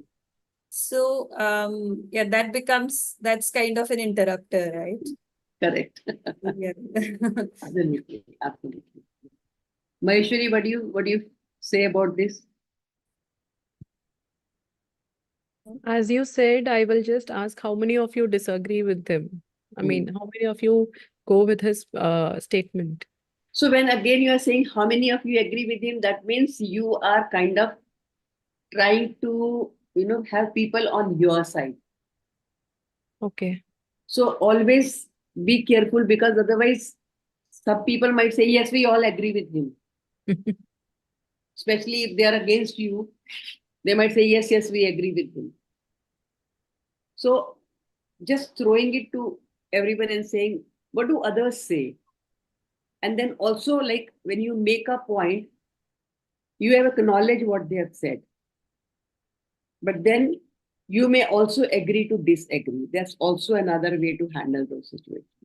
So mostly, of course, there is no one line answer to it.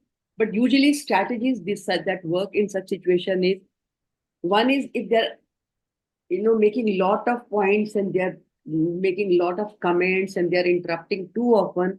So maybe you will have to tell them that, see, we have to cover these many points in the next 45 minutes or 1 hour or 2 hours. So I know you have a lot to add to what we are doing. Can we discuss that towards the end? So when you kind of communicate to them that if they take longer to keep discussing, definitely the session is going to either go long or they will not be able to cover everything. So having a kind of a outline laid down from the session is also a good way. So again, early in this session, when you note down that there are a couple of people who are interrupting too often, you can tell them that we will discuss this at the end of the session. Keep participants engaged by asking them to complete an interactive activity. So automatically they will become busy with what they are doing. And then also this particular person who is interrupting you a lot, you can engage this person to do something that makes this person busy with you. More than interrupters, I think these are the arguers who create more problems. because they will either agree with you or not agree with you, and they will argue to and go to any extent to prove their point. So that is where you will have a real challenge, because now you know this person is going to create kind of a conflict in this situation. So here at this point, like you said earlier, you acknowledge them and thank for contributing, and then uh, you know ask others to give their opinion.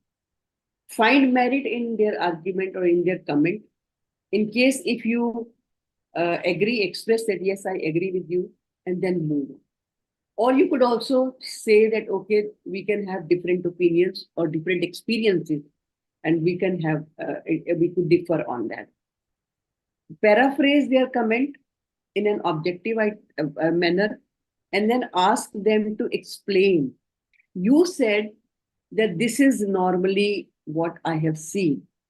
So, on what basis did you say this? So, when you rephrase their question and you ask them to give more details, you will see usually their comments are baseless, or they are more like personal biases or experiences that they want to generalize. So, when you paraphrase and then you ask them to explain, you will see that they will not be able to go beyond. And then, of course, when you ask others to comment on that argument, you will see people who come to your rescue, and they will be able to kind of show a balanced opinion on that. Besides arguers, I think the other category that you come across is also the silent type, and I think they are mild problem or low degree problem. But yes, definitely, as I said, that they would normally not open up. Could be that they are shy, they are insecure, or maybe they are indifferent or uncertain or disinterested. It could be anything. But it is important to engage them. You can't just accept that, okay, if they're not interested, let it be. So that also directly or indirectly, it affects your, you know, your concentration or your performance. So it's important to try to engage them. So how will you engage these people? How will you engage these people? By directly asking them a question. Again, if the question is little difficult, and if they are not able to answer, they are going to go further in their shell. So make sure the question that you ask them is something that they can answer. So if you will ask them an easy question, which you are sure that they will be able to answer, yes, that's one way to engage them. What do others say? Engage them in some activity. Engage them in activity. So maybe you know that they are not very comfortable speaking in front of others. So maybe engaging them in some activities a good way to do that. Maybe we make them to sit with another group which is so active and, I mean, segregating. Again, sometimes they are more comfortable with somebody with whom they are acquainted with. With a new person, they may further, shy and may become quiet. So again, you will have to really evaluate what will work in that situation. But mostly, as mentioned by Arshia, ask them a question that you think they will be able to answer. So hope that they will get engaged. Even if you're planning to, ask everyone to give one answer, don't start from them. Let others answer and then you come to them, because by then they will get some time to think what they want to say, and seeing others, they might get courage to speak also. And then whenever they answer, we need to appreciate and, encourage them for their participation. Another category is electronic device enthusiast. And we all know people cannot stay away from their phone. So how do you use them? How do you address this problem? The beginning only, we just asked not to use mobiles during the sessions. Okay, that's a good thing. So right in the beginning, if you tell them that I request all of you to put your phone on silent mode, and please avoid taking call. In case if it is very urgent, please go out and attend the call so that others are not disturbed. So that's one good way to clearly kind of set your expectation. In case if somebody still takes the call, especially you will see sometimes people who are senior in position. So they would not go out and they will take the call in the session. Better to avoid. So one is if you can ignore. Otherwise, sometimes we can also kind of put them under spotlight. When Might you do, understand that we are taking some urgent calls or messaging some urgent situations.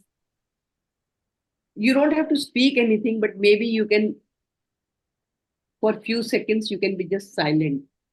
And that person will become aware that I'm disturbing everyone. So that's another way to kind of communicate that it's not accepted. So as discussed, I think clearly setting the expectations right in the beginning of the session is a good way. Make sure that you engage them so that they can stay away from their phone. And then sometimes you will have to ignore and move on. So these are different categories of, people who disrupt your session, who can disrupt your session. It can be very upsetting. But I think first thing that we have to remember is we don't have to take them personally. Avoid arguing with them. Sometimes understanding that it may be genuinely some problem, that's why they are behaving that way. So some empathy. For example, if somebody is attending the phone call, or somebody is really going out and in for some genuine reason, so you will have to have patience in that. And then also listen and search for a grain of truth, because a lot of time we assume things from our point of view, but we do not know the truth. When you try to understand the truth, it becomes more acceptable what they're doing. So this is in a nutshell about facilitation skills. I hope this session helps all of us to deliver our training in a more impactful manner. So what questions do you have about the topic that we have discussed? Ma'am, I have one question. So, Sure. How about, I mean, if you're taking a online training and it's a complex subject that we are taking, which includes a lot of, theoretical concepts. And as you know, I mean, it's very difficult to get people on the video mode. For example, in a corporate where we are taking training sessions, to bring them in video mode is like next to impossible. And in a training like this, where we are taking a lot of theoretical concepts, if there are no interaction or questions at the end of the session, I mean, it is discouraging. You feel as if, because you don't know that, you've not seen the faces, you don't know what have they even listened to. So how to make the online sessions in a large group? I mean, in a smaller group, we can of course have some more attention from people, but in a larger group, for example, 80, 100 people, how to, for a complex training where you need to present in a PPT and. So Arshia, normally I see there are different ways I try. So I am on the advisory group for National Human Rights Commission. So for them, I have to take a lot of time online session for them. There are 80 to 100 students who are attending that session. And when I start the session, a lot of time they don't switch on their video. Not even a single student will switch on an video. So I would normally say, I will only take the session if you have your video on, because I can't be speaking to my computer. I need to have faces. I need to meet your eyes. I need to see your faces. So I take good 2, 3, 5 minutes to, I ask them, I can wait, go to a comfortable place where you can have your video on, but you need to have your video. So, but that's a place where I can assert. Yeah. And I know their students, they will agree. I mean, I go to the extent of saying, I'm sorry, I will cancel the session. I will not do the session. If I can't see anybody, I can't speak to the wall. But again, I know not everywhere you can assert in this manner. On the other side, I think it's greatly to do with your ability to create your session in a manner where you can actually engage your audience. So when I started doing Master Trainer program, honestly, even I didn't know if I will ever be able to do these many number of sessions. It was just on the insistence of couple of participants who forced that, ma'am, we want to have a session and take it online. And I wasn't sure. But then I sat through my topics and my content, and I saw how can I simplify or modify where I can, create activities where they get engaged. Once you will start working on it, and I mean, especially this session that you have attended, where you break down your content to make it simple, interesting. Don't try to give everything. People have, but if you're able to get their interest, they will connect with you and they will come back to you. But the idea is, and I know most of the times people say that online programs are not successful. You will see the kind of role plays we are going to do, the activities we are doing, and we are going to do further. And not only in this class, I think everywhere I always have my audience with their camera on. Except if somebody is outside or is not able to have the camera, that is different. But normally, I may have put around 100 videos on YouTube. You can have a look with all things on. Then the onus lies on you how to. But a couple of times I have also refused the training.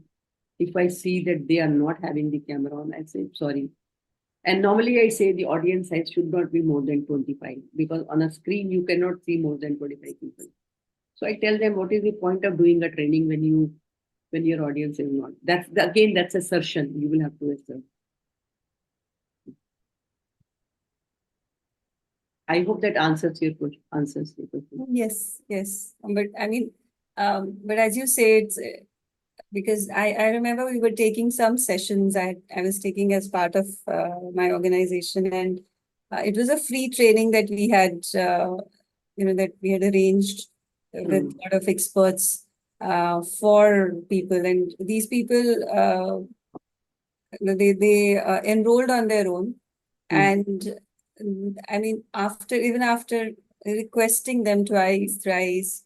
I mean, there were very few people who had that, who put on their video mode or do something like that. It's like talking to. Also, I think then you have to get used to, talking to camera. Yes. Where you are not disturbed with the idea that I can't see anything. Even that's, I mean, in case if that's the need, then more you will practice, more you will become good at, assuming that there is somebody who is listening to you. Thank you for asking that question. I think that's a very important question. Any other? Ma'am, I had one. Sure.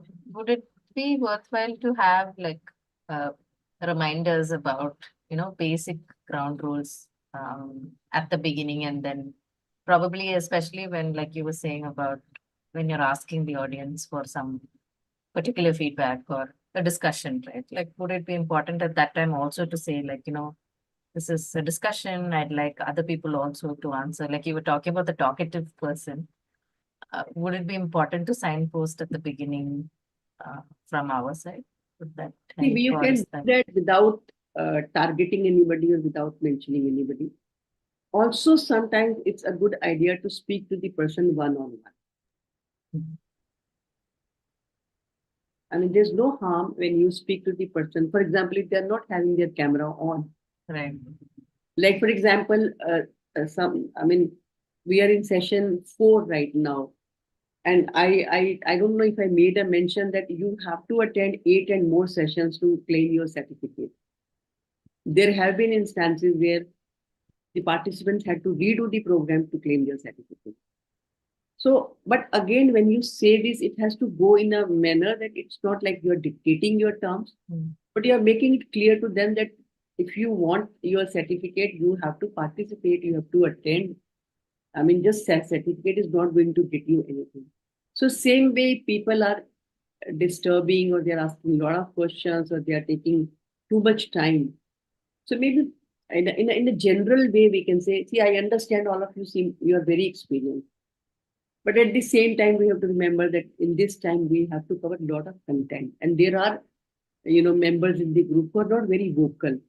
So the whole idea is that we have to allow them and promote them or encourage them to speak. I request everyone to practice that.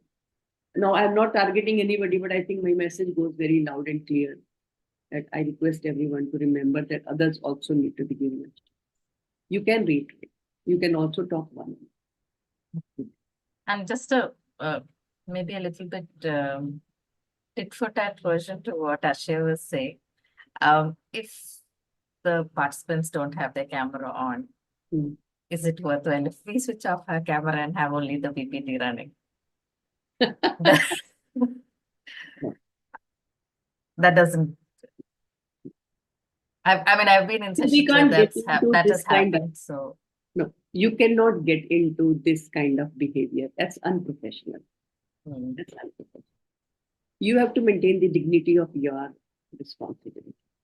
correct, yeah. So I've been in sessions where the trainer has switched off the camera and then it's just PPT and like Even if you have names. little scope of getting your audience connected with you, you lose even that. Lose that.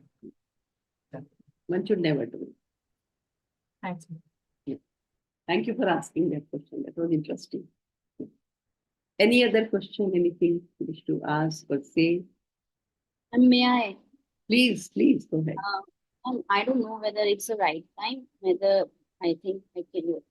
Like the pre and post tests that we usually give to our training in the training sessions, are they actually important to give pre and post test?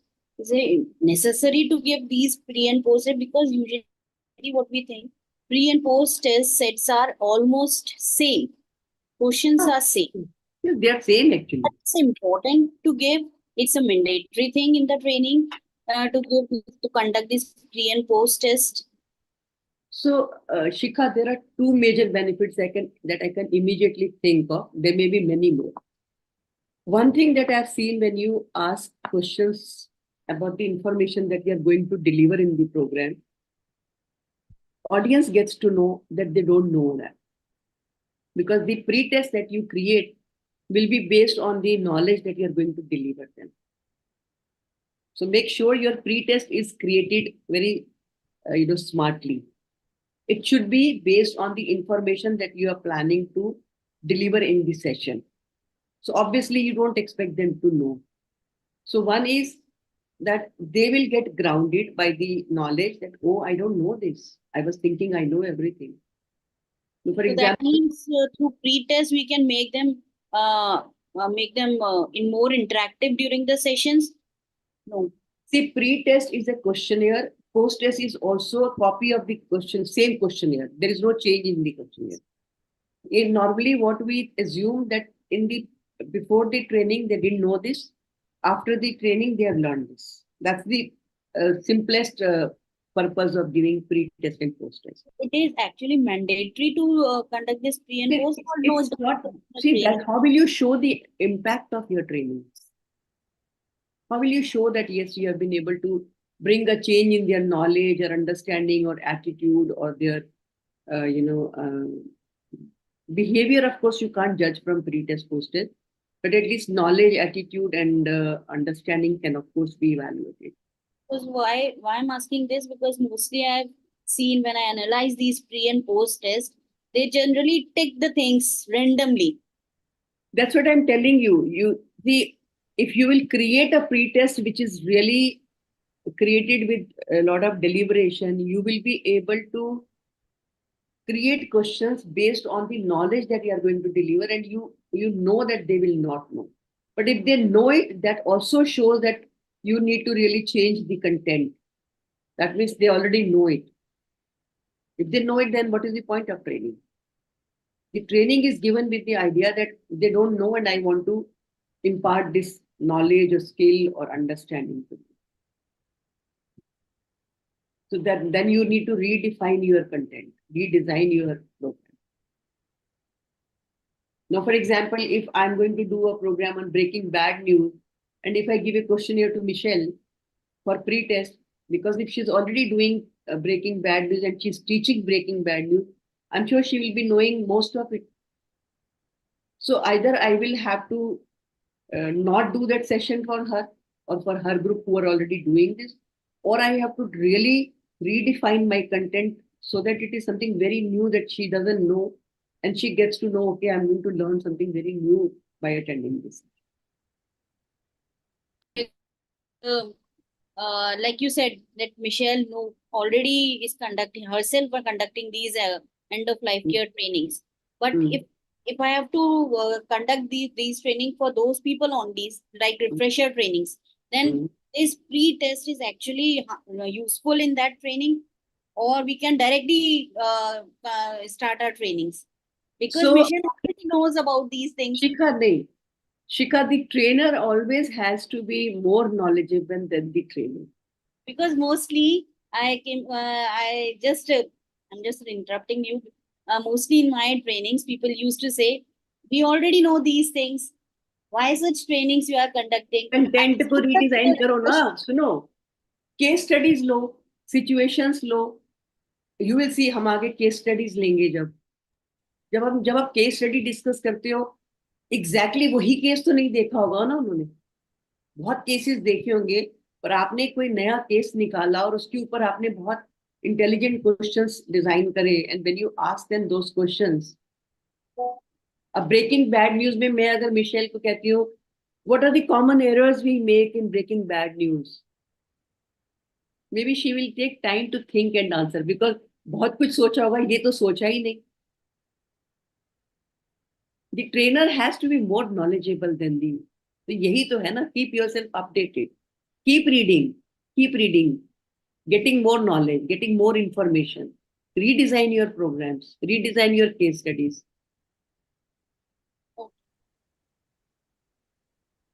Ma'am, can I add one thing to Sure, what Shikha sure. was saying? I think it's also dependent on what you're doing with the information you get from pre and post, right? Mm. Like if you don't have people to analyze data or to work on, understanding the outcomes or the, benefits of doing it, then it's possible that it's kind of a wasted exercise or waste of time to you as well as the participants, right? See, normally when you give pre-test and post-test, especially जब आप Google form में दे रहे हो, it's not difficult to analyze. You have to just sit and have a look at the Correct. answers, no? But Right. that gives you a lot of input about where my audience stands. And if So- they already are there where I want to take them, then I need to create another level. Correct. है ना? अगर मुझे Michel आप जैसे लोगों के लिए कोई प्रोग्राम लेना होगा, तो मैं आपको ब्रेकिंग बैड न्यूज के स्टेप्स बताने नहीं बैठूंगी. मैं तो आपको डिफिकल्ट सिचुएशंस दूंगी, डिफिकल्ट केसेस दूंगी, अब बताओ इसमें क्या करना है. तो आई एम श्योर कितने भी आपने देखे होंगे, बट जो मैं लाने वाली जरूरी थोड़ी ना वो आपने देखा होगा. अगर आप कोई भी मैनेजमेंट इंस्टीट्यूट में जाके अगर आप देखोगे, they don't teach you basics. They all take only case studies and they make you sit and discuss and reflect and create solutions to those problems. That's the whole idea of training programs. Basic वो नहीं पढ़ाने जाओगे आप उनको, then you will have to change the level. Yeah, because I think I got reminded about what Shikha was saying, that what is to happen in hospital, right? Especially when you would do refresher trainings, it's exactly what most of us would come back and say that, hey, we've already done this 2 months ago. Why are you मत putting us करो through ना, this case study कोई thing? नहीं उठा लो, situation कोई और उठा लो, कोई एनेक्डोट उठा लो, उनको रोल प्ले करने के लिए बोलो, आप उनको डेमो दो. कैसे हो सकता है कि सब कुछ उनको आता है? कहाँ हो सकता है? अब मैं दूंगी ना आप लोगों को सिचुएशंस, आप बताना मुझे कैसे करोगे. That will be interesting learning for all of us. Yes. है ना? Yes. That's the whole this idea. program. Yeah, that's the whole. That is what creates interest. That's what is the. ये trainer के हाथ में. Every time I do a session, जबकि ये session मैं रोज लेती हूँ, मतलब turn, but I will always refine, redesign my session, topics ऊपर नीचे करूंगी, slides ऊपर नीचे करूंगी, कोई slides को कहीं निकाल दूंगी, कुछ और ऐड करूंगी. because I feel like ये यहाँ sense नहीं बन रही, this will go well. Similarly, situations जो लेंगे, case studies जो लेंगे, उसके questions जो आपसे पूछूंगी वो बहुत अलग होंगे. That will give you a lot of ideas also, Shikha. उसके बेसिस पे आप अपना प्री टेस्ट रीडिजाइन करोगे. प्री टेस्ट एक नहीं रहेगा, प्री टेस्ट हर बार रीडिजाइन होगा जो कंटेंट आप डिलीवर करने वाले. अब जैसे आप उनसे पूछे, tell me what 5 essential skills you require in patient handling. Not everybody will be able to answer. ठीक है. That means we need to learn framing of questions. Of course, not only learn, you have to continuously do. Keep updating. Nothing remain. Every 3 years, अब तो कह रहे हैं उससे भी जल्दी जल्दी पूरी इंफॉर्मेशन चेंज हो रही है. अब तो 3 years भी नहीं, अब तो जल्दी कह रहे हैं और भी जल्दी कह रहे हैं. So you have to stay updated. So I'm sharing the feedback link. I want you to give your feedback before we close this session.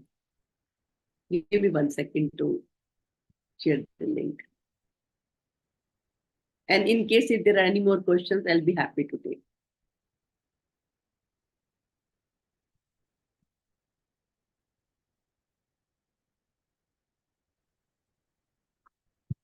I've shared the link in the group. Also, one more announcement here. Can I have everybody in? Somebody has exited, no? शायद महेश्वरी ने करा है. Maheshwari, are you there? Okay. नहीं. Yeah, Maheshwari is not there.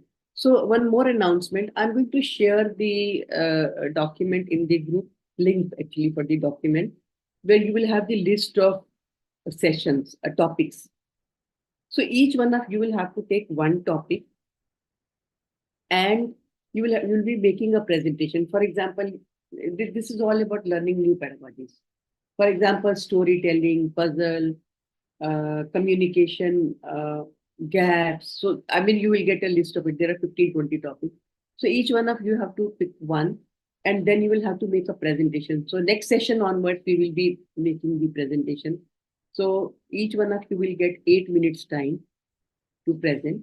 So how you have to do it, for example, if somebody takes storytelling, for example, anyone of you takes storytelling, so maybe you will take 2 minutes to share a new story with us, which is something that you think we have not heard, something very new and different. And then you will say, friends, I have introduced you to a very interesting pedagogy called storytelling. Then you will talk about storytelling as a pedagogy, where you will tell why use storytelling, how use storytelling, advantages of storytelling, do's and don'ts of storytelling. So maybe 4-5 slides, that's all. And then you will tell us about storytelling as a pedagogy. Similarly, puzzles, similarly, videos, role plays, whatever. There are 15-20 topics. You can pick any. Each one of you has to take one. So that way we will be covering around 6 topics. I'll share the link and somebody will have to start presenting from the next session onwards. So make sure that we have presentation in every session towards the end. We will. Yeah. So I've shared the feedback link. I request you to complete the feedback before we close.